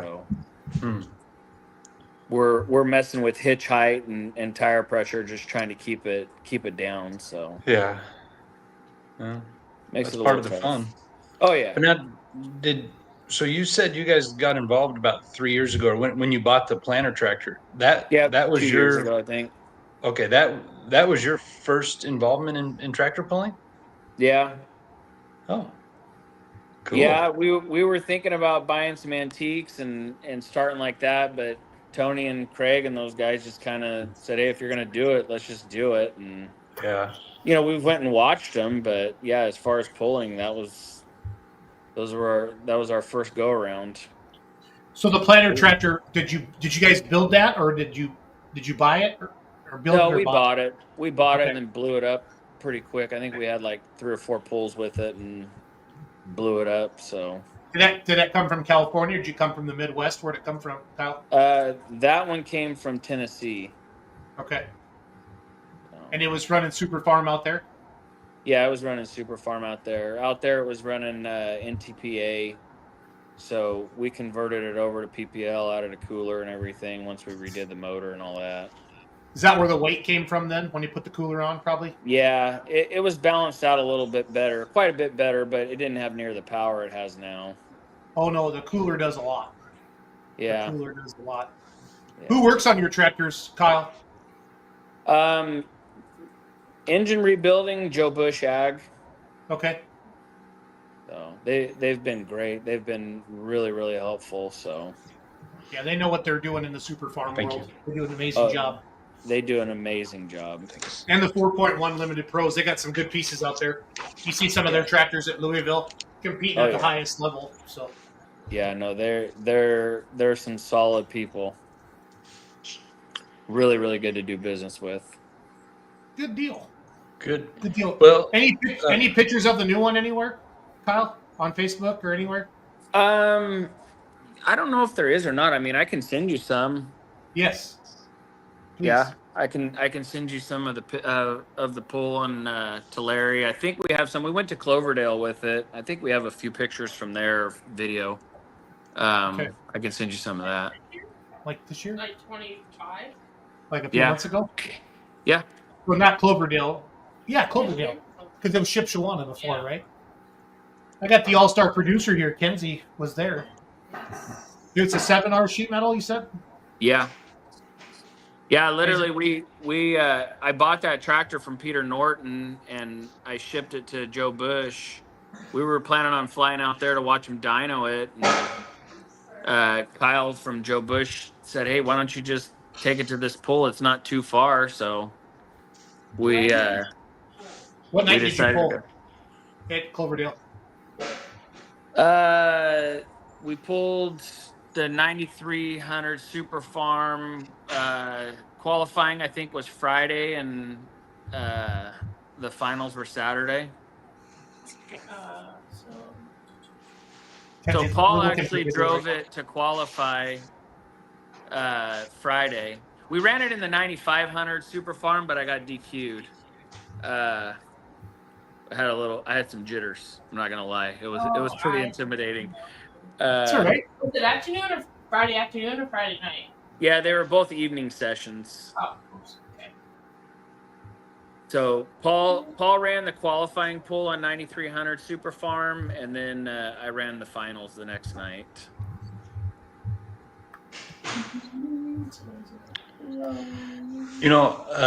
One thing I want to just point out for everybody that hasn't seen your equipment, both tractors are absolutely beautiful, but your hauler also is pretty awesome. It's very impressive. You guys have definitely not cut any corners, and it's great to see this kind of growth and have your involvement in the sport. So, that even the little things like that don't go, well, it's not a little thing. It's a pretty sweet Peterbilt trailer, but anyways, that kind of stuff doesn't go unnoticed. Yeah, so we run 30 semi trucks every day, and we run, Freightliner Cascadias, and I kind of told Paul I wanted to have one really nice truck, and so we decided that was going to be the truck, our tractor pull truck. So we literally we've used it once. We took it to the Tulare show, and that was it. It's been parked other than that. Nice. Kyle, is this your tractor? Yeah. Okay, so this is After that, we're going to be going to our long orange one, Shane Madsen and Michael Snap out of Franklin, Indiana, the Thunderstorm. Oh, maybe it's not. Okay, Kenzie. Well, I did ask him. Yeah, just find it, Kenzie. Find it. Brian, tell him to be. We didn't have all this bickering last week. I expect betterness from you, Kenzie Keating. That looked like Trevor, it, but Trevor, Steve, you've been way too freaking quiet. I don't like this. Makes me nervous. Say something. The other Massettis. Unmute yourselves. Say something. Max, Thomas. I was just enjoying the show and trying to see how you guys were going to work out these technical issues with the tractor, or getting the pictures of the tractor. Kyle, where's the first pull you ever went to? Turlock. When was that? The first one we ever pulled in was Turlock, yeah. Oh, to watch, I mean. Oh, to watch? Man, I don't know. I think we went to one in Merced, but I don't remember the first one that I went to be honest with you. Gotcha. So, Had you been a lot before you decided to just jump all the way in? What's that? Had you been to a lot of pulls before you decided to jump all the way in? With I mean, not a lot. I mean, we went to a few, and we talked about it for almost a year, and we started looking for a tractor, and then once we found one, we bought it. That's great. I like that. You didn't try to work your way up. You went big. And We then you probably went twice. should have. I mean, No, you did it right. You're doing just great. It's been a learning curve.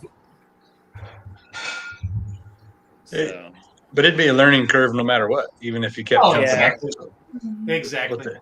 Might as well just go we for bought it. Paul's kid a little antique, a little old John Deere 720, and he pulled it, I think, twice last year. And I'm kind of glad we didn't start there. I probably would have got bored. Yeah, you would have. Yeah. You would have. Well, and once you go big, you're committed. Like you are. Oh a puller yeah, now. like once you go you're big, not, you you're not don't dabbling. want to go pull something small. I mean, that's for sure. Yeah, for sure. So, well, are you guys still fiddling around with videos, or do you want to jump into the? If Kenzie finds it, we'll play it. We can have a. All right.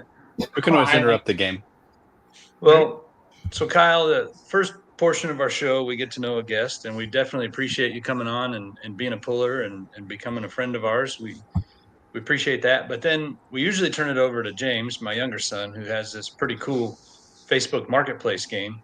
But since he's occupied tonight and busy, I have it, and I'm going to do my best to try to facilitate this and do James proud. So I'm going to try to share a screen.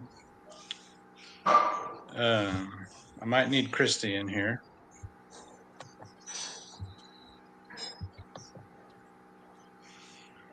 Did that come up or no? Not yet, bud. Hey, Christy.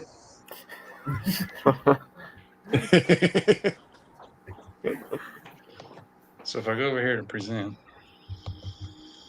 get rid of this shit. You gonna play it? I'm hoping it does. You think we found it, Kyle? We think we found your tractor. Share screen.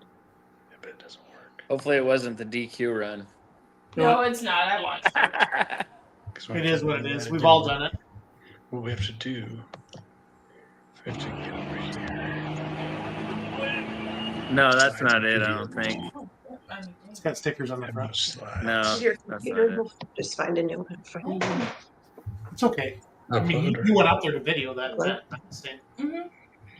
And then go to downloads. And go to Monday night. And open.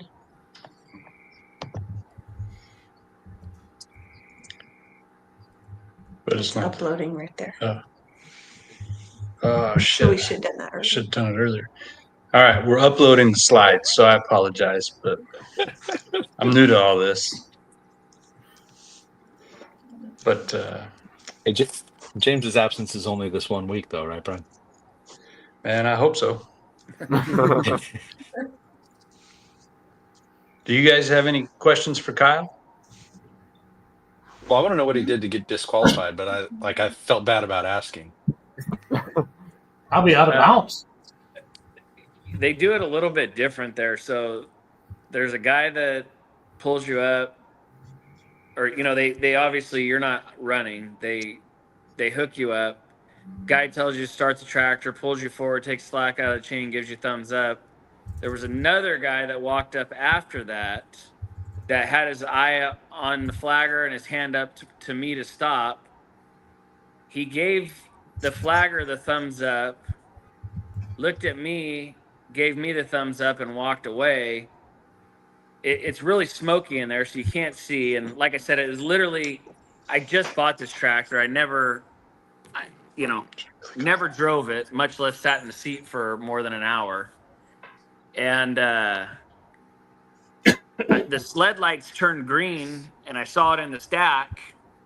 And so I just beelined, and everything was kind of a blur. I revved up.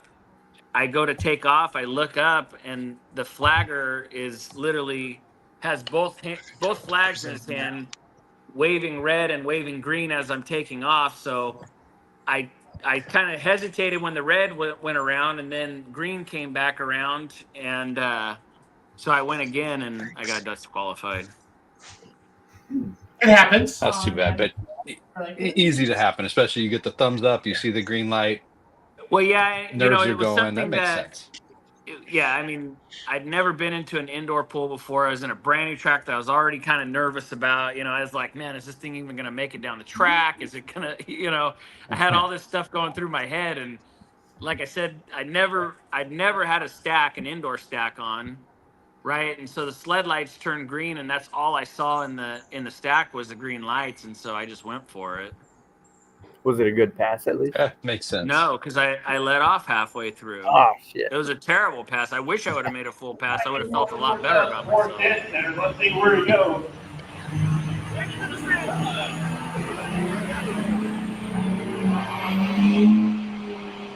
Yeah, there you go. There's the disqualification Oh, yeah. pass. I let Yep. off right there.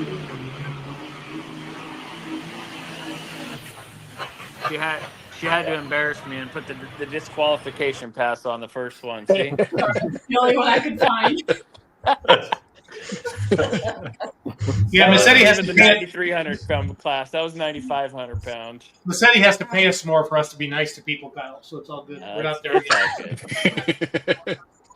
Well, maybe There were next so year many, we can there up were that. so many people talking crap the next night. They didn't think that tractor was going to do anything going down the track, and it qualified, and that was a pretty big deal, you know, especially with those guys, right? Because there's some hefty competition back there. So Absolutely.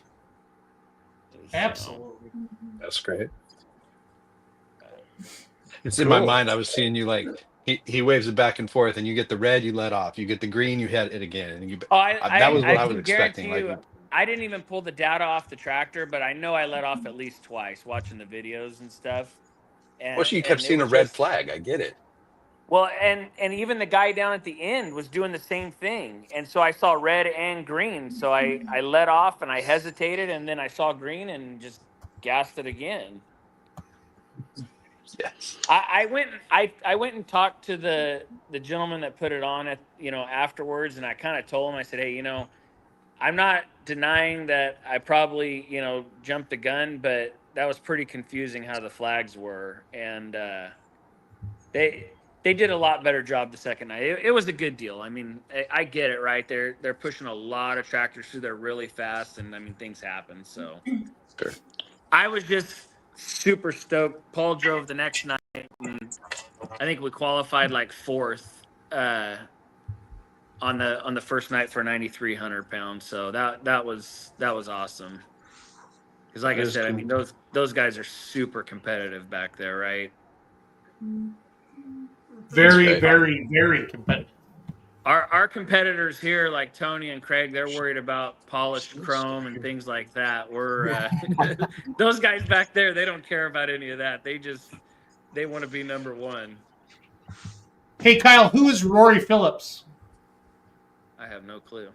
Okay. Oh shit. I thought he was like one of your friends, and like he's talking smack. But yeah, Rory, you need to go somewhere else, Rory. Yeah. Well, I mean, he is talking smack, but that's. I'm going to talk to him the way I talk to telemarketers. I actually had one talk back to me today. It was awesome. I said, "Are you training this for? Are you recording this for training purposes?" And he told me to F off. And I said, "Well." Very nice. Doesn't seem like to be a very effective telemarketing. Your video move. ready for Facebook Marketplace? I gotta get All right, permission. Ready? we're gonna hit it. Oh. 69. Kyle, welcome to Monday Nights with Massetti and Friends Marketplace Edition. I explain it better just because James has got a way of doing it. Nobody does as well as James. But basically, Brian's going to put up a Facebook Marketplace item, and then we're all going to guess. And whoever's closest without going over gets 1 point. If you hit it right on the nuts, you get 3 points. There's no cheating, Kyle. So don't be a cheating prick like that Trevor Massetti guy. Then and then if we all go over, Brian, the host, gets points. The winner gets a Golden State Invitational T-shirt, possibly, and Maybe. it could be any size and any year. So it's pretty fancy, right, Trevor? I mean, Oh yeah. it's only the best, but nobody explains it. Nobody does it the way James. James has a special level of sarcasm that is going to take him very far in life, and and Trevor, you understand, right? Oh yes. Yeah. It's nothing against you, Trevor. I like you, buddy. No, I fully understand. Yeah, So- I explained all that already. So. Jason kind of explained this, but just to be nice to our friend and guest, Kyle, you cool with everything? You got any questions? No, I don't You think understand? so. Okay, well, it's Just because he got red flagged at the Midwest Winter Nationals doesn't mean he's dumb, right? God, Schultz. That's not what I was saying. I'm trying to be nice to our guests. I put big letters on the screen so you can read them, Kyle. You can do it. All right, let's jump right in. Our first item up is a light limited super stock IH 3288 all sheet metal on a Farmall 560. The cage has an NTPA approval. The Kevlar blanket was new in 2023. It's a DT360 converted to spark plugs. I assume that means converted to alcohol, but it's got GMS pistons and is that A1 rods? It's got an RPM data logger, chromoly frame, weighs about 54 hundo bear. It's a 2-disc Hirsch clutch. New parts before and during 2024 had a Hartz turbo smooth bore, sleeves, rings, fire rings, connecting rods, all the good shit inside, plus the ignition. The differential was rebuilt by Atlas.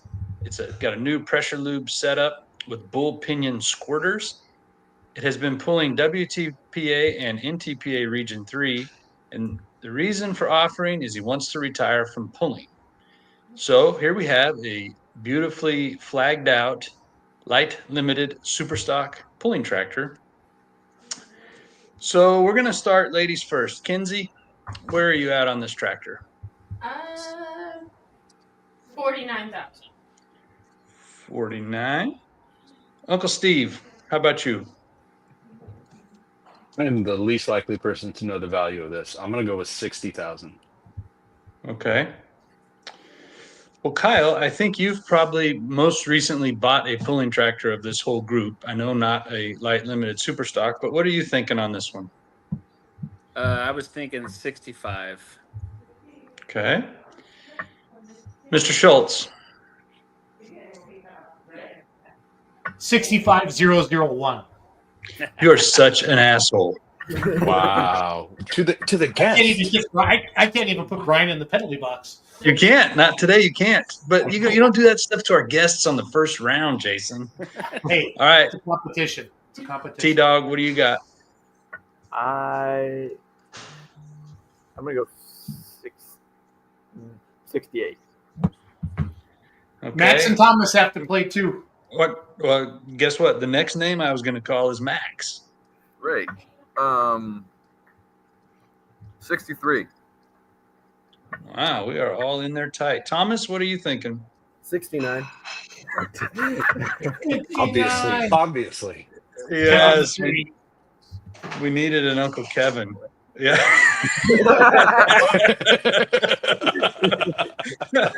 Awesome. All right. Well, this tractor is $80,000. I think Thomas is the winner. Yeah. Yeah. John Boer would have got it. John Boer would have won. Yes. We're never going to let him on the show, though. I want to be clear. John, you're only going to get a comment in the comments. So just be clear about that. Oh, I was actually going to see if he would come on soon, but okay. Okay, whatever. Whatever. I guess they're lining up your guests. I got to approve your guests, Brian, from now on. Whatever, dude. Good job. Was that Max or Thomas? That was Thomas. There you go, Thomas. All right. Let's see what we have next. Ooh, look at this. A beautiful 1970 Chevrolet K10. It's an original short bed, not a long bed that was chopped down. It's got the original 350 that has been rebuilt and upgraded with a Phytech fuel injection, backed by a turbo 350 transmission and the original transfer case. During the process, the chassis was powder-coated black. Fuel cell was moved from inside to the cab under the bed with a filler placed behind the left side marker lamp. That's a pretty cool thing to do. The front brakes were upgraded to discs, while Fox Racing shocks provide the dampening, and it rides on a Del Rey Detroit steel wheels wrapped in BF Goodwrench all-terrain tires. The interior is completely reupholstered, upgraded gauges, vintage air system, and of course, it's got a high-end stereo with 3 10-inch subwoofers and custom-made kick panel speaker pods housing MB Quart speakers. A Lacara Mark 9 GT steering wheel. I can't read the rest of it, but I assume it's on there. So anyways, here we have a cherried out 1970 Chevrolet K10. And Uncle Steve, you're going to start us off. That's pretty nice. Little 350 combo. I like this at like 25,000. Have you ever restored one of these, Steve? I have not. Oh, okay. You haven't been on Marketplace lately, have you? Yeah. I have not. Yeah. That's the other thing. All right, Kyle, what are you thinking about this cherried out truck? I'm gonna say 80,000. That's what I meant Okay. to say. Well, unfortunately, you can't change. Mr. Jason Beer Money Schultz. 69,000. Okay. Uncle Jason, we will call you from now on. Trev, what are you thinking on this? I don't know. That's a really nice truck. Everything's like cherried out, I guess. Trevor, you've had 3 minutes to come up with a number. I know, but I had a number, and then you guessed that number, and I don't know. I'll take 70,000. Good guess. Okay, Max. I'm gonna go 50. Okay. We go Thomas. 63. 63? Yeah. Okay. Kinsey, final guess on this beautiful truck. 72,000. 72,000. Okay, so we're from 25,000 to 80,000 on this. Fair enough. 94,950. God. Mr. Kyle Brock, you're going to take a point. That's a very odd. Nicely done. That's odd price. He's keeping it below 95. That's just below. Yeah. Gives me hope for that project behind you boys there in the shop. Mm-hmm. Yeah. Okay. Here we go. John Deere 540 cubic inch long block. It's got billet pistons, billet rods, and a billet cam.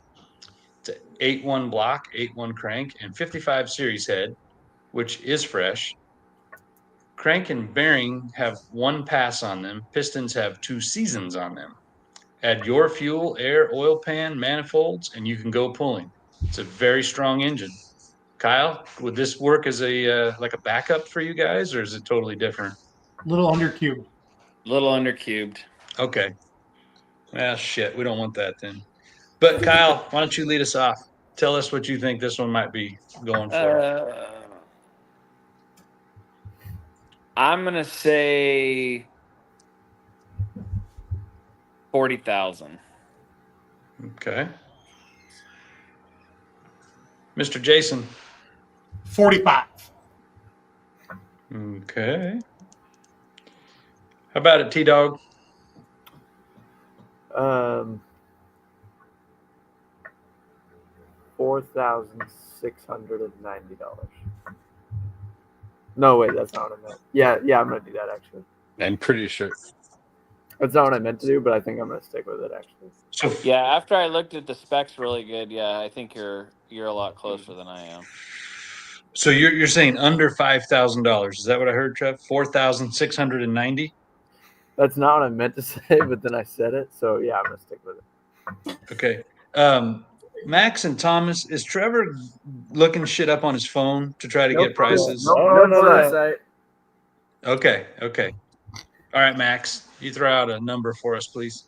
Oh shoot, I was thinking something around the rest of y'all, but then Trevor throws in 4,000. Well, I didn't mean to say that. It just happened. I'm gonna go 30. Okay. No. Thomas? I'm thinking 29. All righty. Miss Kinsey? 32,000. All righty.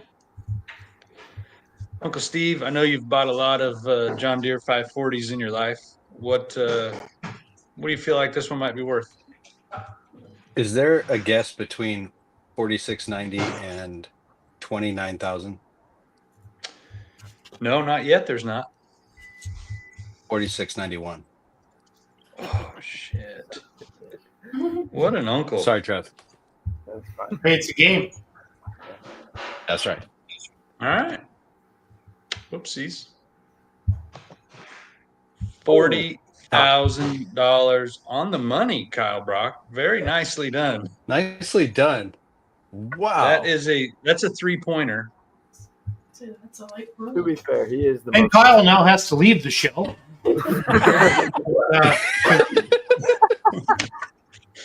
No, we like it when our guests win, Jason. Come on. So He's your guest, okay? So be clear. and I'm your guest. So therefore, he's our guest. No, you pay me to be on here. Let's be clear how this whole thing. Shit. Okay. If we're gonna be honest about it. All right. Well, the John Deere man himself has done pretty well. Let's see what else we've got. Now let's see how you do with the lawnmower on track, Kyle. Yeah, Kyle Brock, you big stud. Let's see if you nail this. So it does run. It's been sitting for a while, so it might take a bit to start. It just needs a belt and it's ready to go. He does have skis that could be put on the front instead of the tires and a little forklift attachment. We could message him if he's interested. He would like to get gone soon, and he needs to get a fuel pump for his truck. So if you have idea of what a fuel pump, and you'd have to know what kind of truck he's got, you could know the value that he's placed on this thing.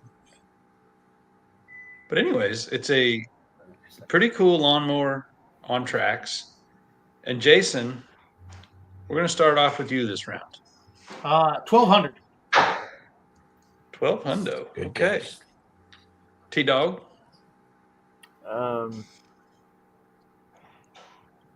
Give me 1,300.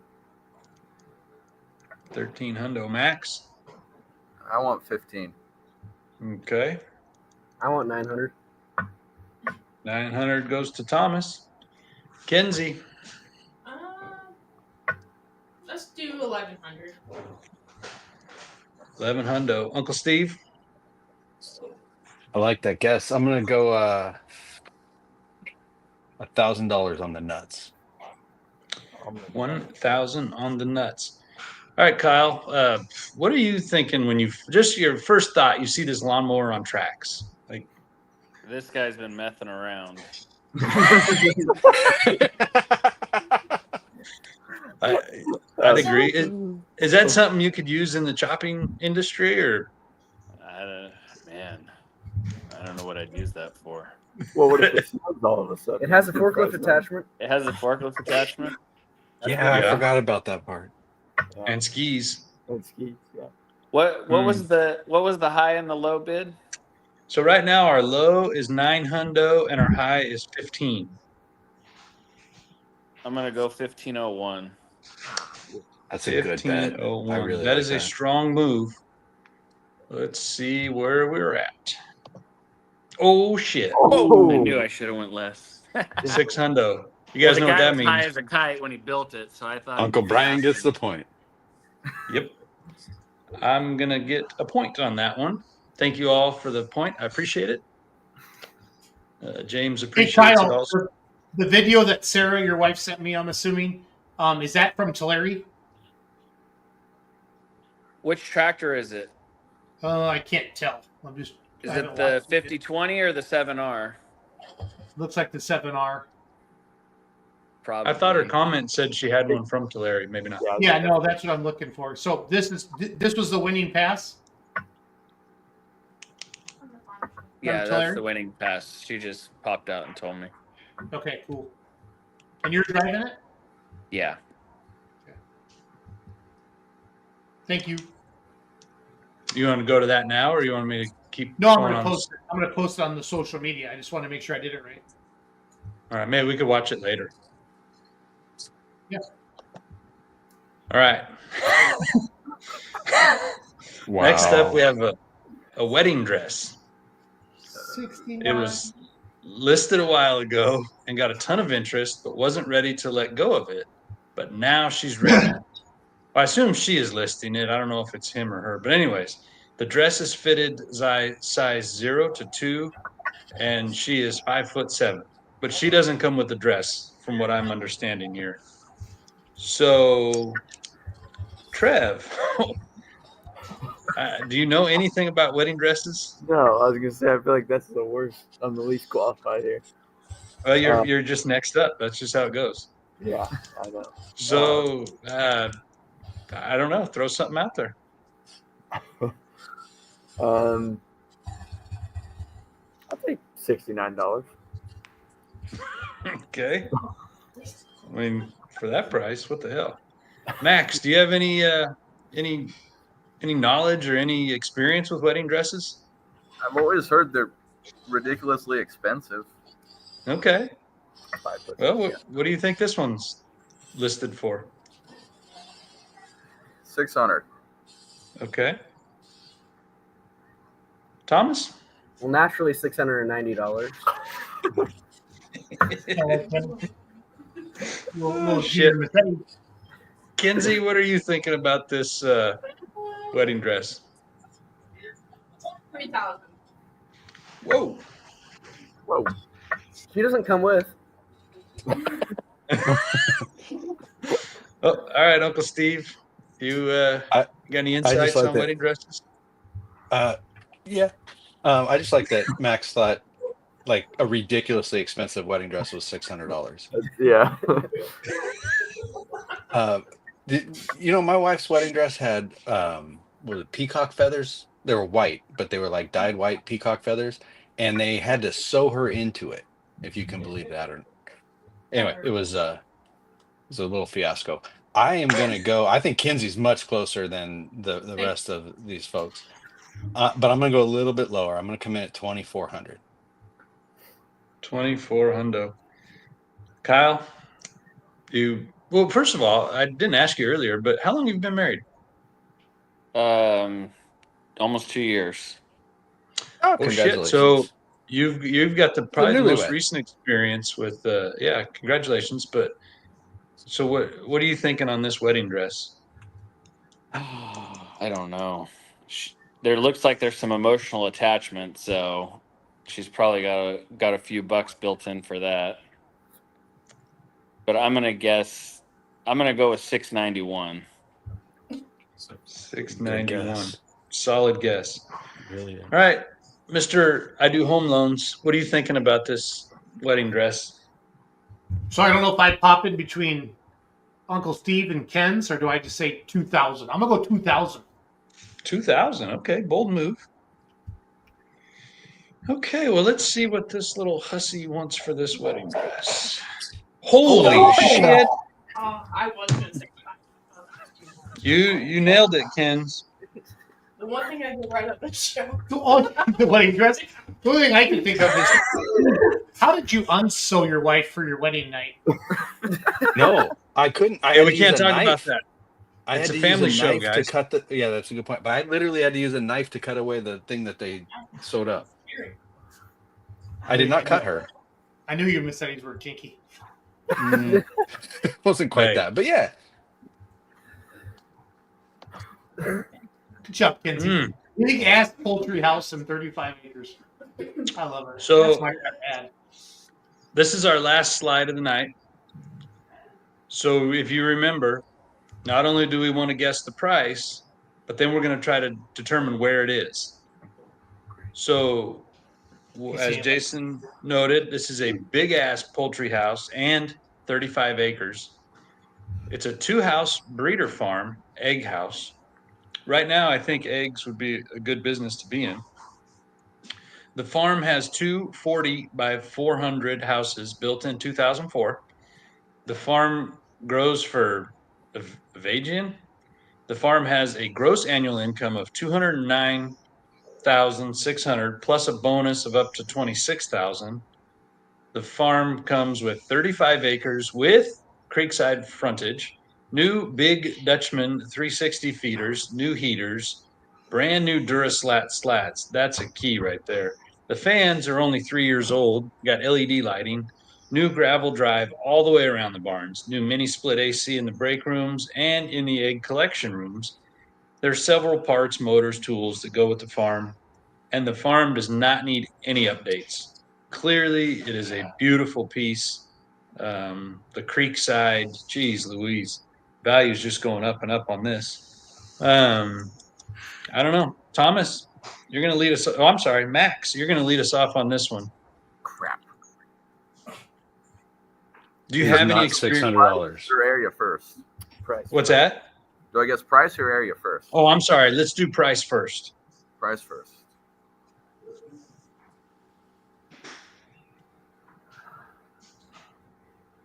$1.25 million. 1.25. Okay, Thomas. I'm going 1.5 here. Okay. Up to the top of the list here, Kins. Do you have any experience with chicken farms, first of all? No. Okay. But 3.5. 3.5? Yeah, like 3.5. Wowzers. Uncle Steve. They're expensive. I mean, they're grossing $209,000. I don't think they're running real hard. I don't think they are either. But you can't sell a business that grosses $209,000. Yeah, that's for got to that. be. Yeah, I don't know. But I'm going to come in a lot lower than these guys. $500,000, and I feel like I might still be high. If everybody's high, I get the points, so it's okay. I know. I'm going for you, Brian. Thanks. All right, Kyle. My gut said 450, so that's what we're gonna go with. Okay. Mr. Jason, I do chicken farm loans. I'm gonna trust Kyle the farmer. I'm gonna say $1. I think that's the right bet right now. I think I just lost out on any chance of getting a point, unless it's like 50 cents. But it's true. T-Dog. What's the? Can I see the range? It's $1 to $3.5 million. Well, I know that, but where's the? It's 500,000, right? To what's the low? Kyle said 450. 450. Kyle's at 450. Uncle Steve's at 500. What'd you say? Above Steve, what's the next highest? 1.25 mil. Oh, Uncle Kev's in at $2. $2. I think 700,000. 700. Okay. So now, T-Dog, don't go anywhere. Where do y'all think it is? And it's in the continental U.S. You could give me as specific as you want, and then we'll have to do the geographical locating stuff to figure out where it is. But we're going to go backwards now. So Trevor, where do you think it is? Look on a map here. Like northern Alabama. Northern Bama. Jason. 2 hours west of Pittsburgh, Pennsylvania. Nice. 2 hours. Oh my goodness. That's going to be hard for me to figure out, but whatever, we can do it. Kyle, where do you think I was going to say Pennsylvania. Do I got to be more specific? Well, if you you can probably, because Jason was pretty specific with 2 hours west of Pittsburgh. So I mean, if you want to give us like southeastern or 2 hours north or 2 hours south of Pittsburgh, how's that? Okay, so we're south. He was west, south of Pitts. Okay, Uncle Steve, don't divide Pennsylvania up for me anymore, please. I won't. Does anyone know if Ohio and Iowa are contiguous? Like, do they share a border? No. I'm going to go with, I didn't think so. I'm going to go with the state of Ohio. The whole state? Give me the whole fucking thing. Okay. Sorry. Ohio. Just give me the whole thing. Okay, you got Ohio. All right, Kins, where do you think these beautiful chickens are? What do you think it is? It's like northern, way northwest or east Ohio. Way Western east? Pennsylvania? Like I'll just take, yeah. the border of Pennsylvania and Ohio. Okay, Ohio / PA border. Okay. All right, Thomas, where do you think? Upstate New York, maybe? No. Upstate New York? I appreciate that guess. Max, do you have any experience with big ass poultry houses? Nope. Okay. Looking at the pictures and the beautiful creekside frontage. This is the highlight of their spring break. Where do you think this big ass poultry house is? I don't know why, but I'm thinking Indiana. Well, that's a good guess. Any Give me like central, northern, southern, Just just the whole Indiana. state? Just the whole state. Okay, perfect. Okay, well, I'm gonna have to get out a map, but let's see where we're at here. Oh shit! Oh my goodness! So 800,000. Trevor gets 1 point for being 700,000. That's a good guess. And he said Northern Alabama. Yeah. Wait, that's really odd that Trevor would be so close on both. Boys, are you? I'm just saying. I'm just observing things. Well, no one else was in Alabama, so I was gonna say I was like, even if I was South Alabama, I was probably close. Yeah. So Trev, I'm gonna give you 2 points for the Alabama. That's good. So Trevor had 3 points, but Kyle Brock, our guest, 4 points, the winner for tonight. Attaboy, Kyle. Not only does he win on the pull track, he wins on the Facebook Marketplace game. So very, very, very well done. I'm so glad it wasn't in Pennsylvania because I'd have had to do some serious Google map shit to figure that one out. Y'all chopped it up so much. So that was well played. I know James is not watching because he's working, but I want to send a huge thanks to James for taking the time to put this all together for us. We'd be And thank nothing you. without James Massetti. And we'd be done already. Well, you guys would still be beer money and the Let's Grow pulling, but the rest of us, we No. really wouldn't. We wouldn't have shit without Jay. So, Yeah, we so go anyways, to bed. I do appreciate that. What is that machota? What the hell's that mean? I don't know. I'm trying to Google Translate it right now. Oh, well, anyways. I did, but I copied all the comments. Why? Just Google it. I'll type it. Well, no, because I got it. What is it? We can't say it. I'll show you guys. Okay. So, Manish Raganat, you're a bastard. That's all I'm going to say. Wow. Manish Rojupat. He's saying, wow. Yeah, we're going to have to ban that feller. Yeah, I think that's the same guy that told me today. And I chatted with him about his customer service skills. Jesus. Wow. Well, I don't know what to say about that guy, but Kyle, definitely appreciate you taking time out of your night to join us and to be here with us. Look forward to seeing you all summer, all season, running down the track. You guys have some beautiful equipment, and we appreciate you doing that and getting involved in tractor pulling.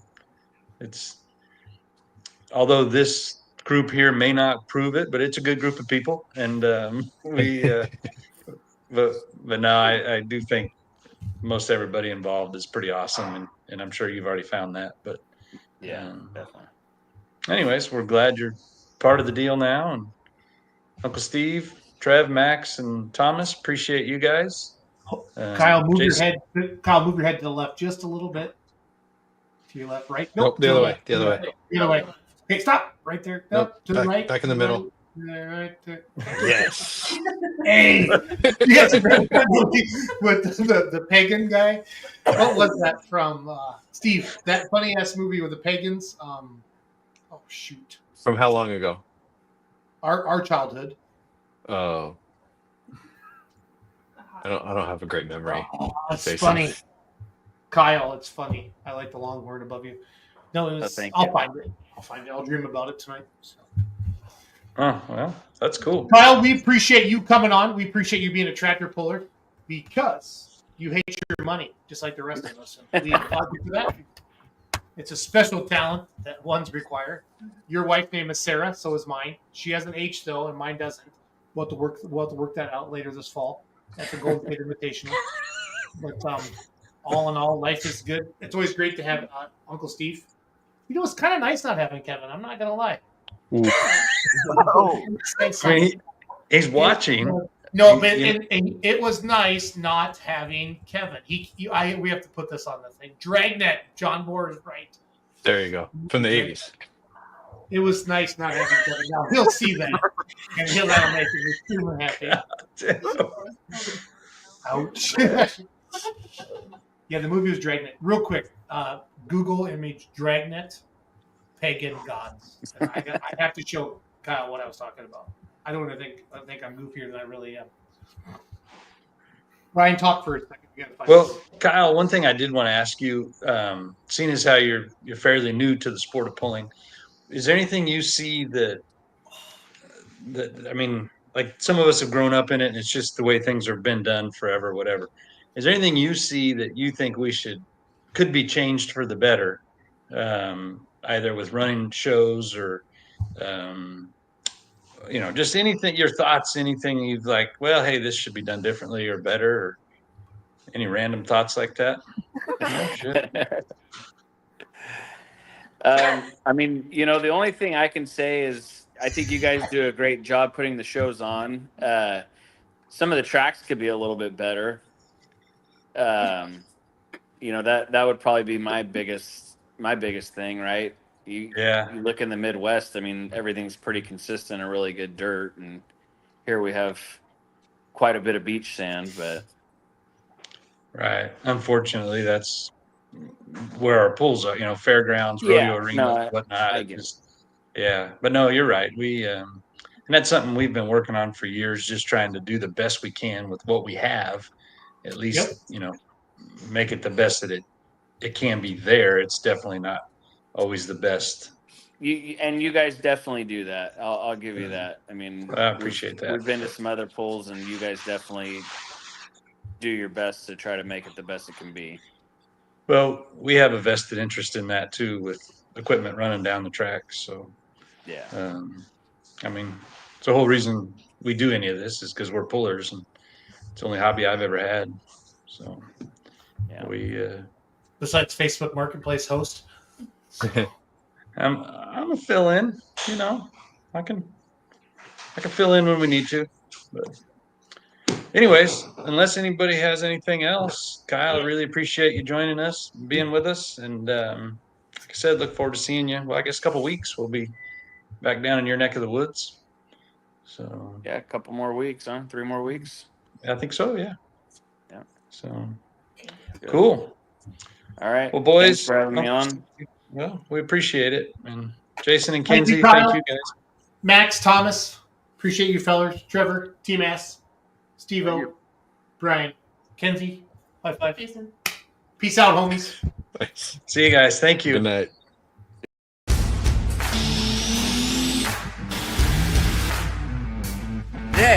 Today. Let's talk about today. If you're at a national and state level, you have to run non-sales, wholesale.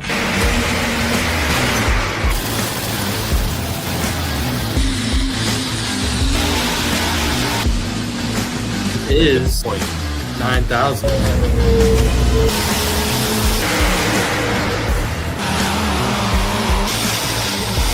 The only mistake I made, I didn't put a registration book with it.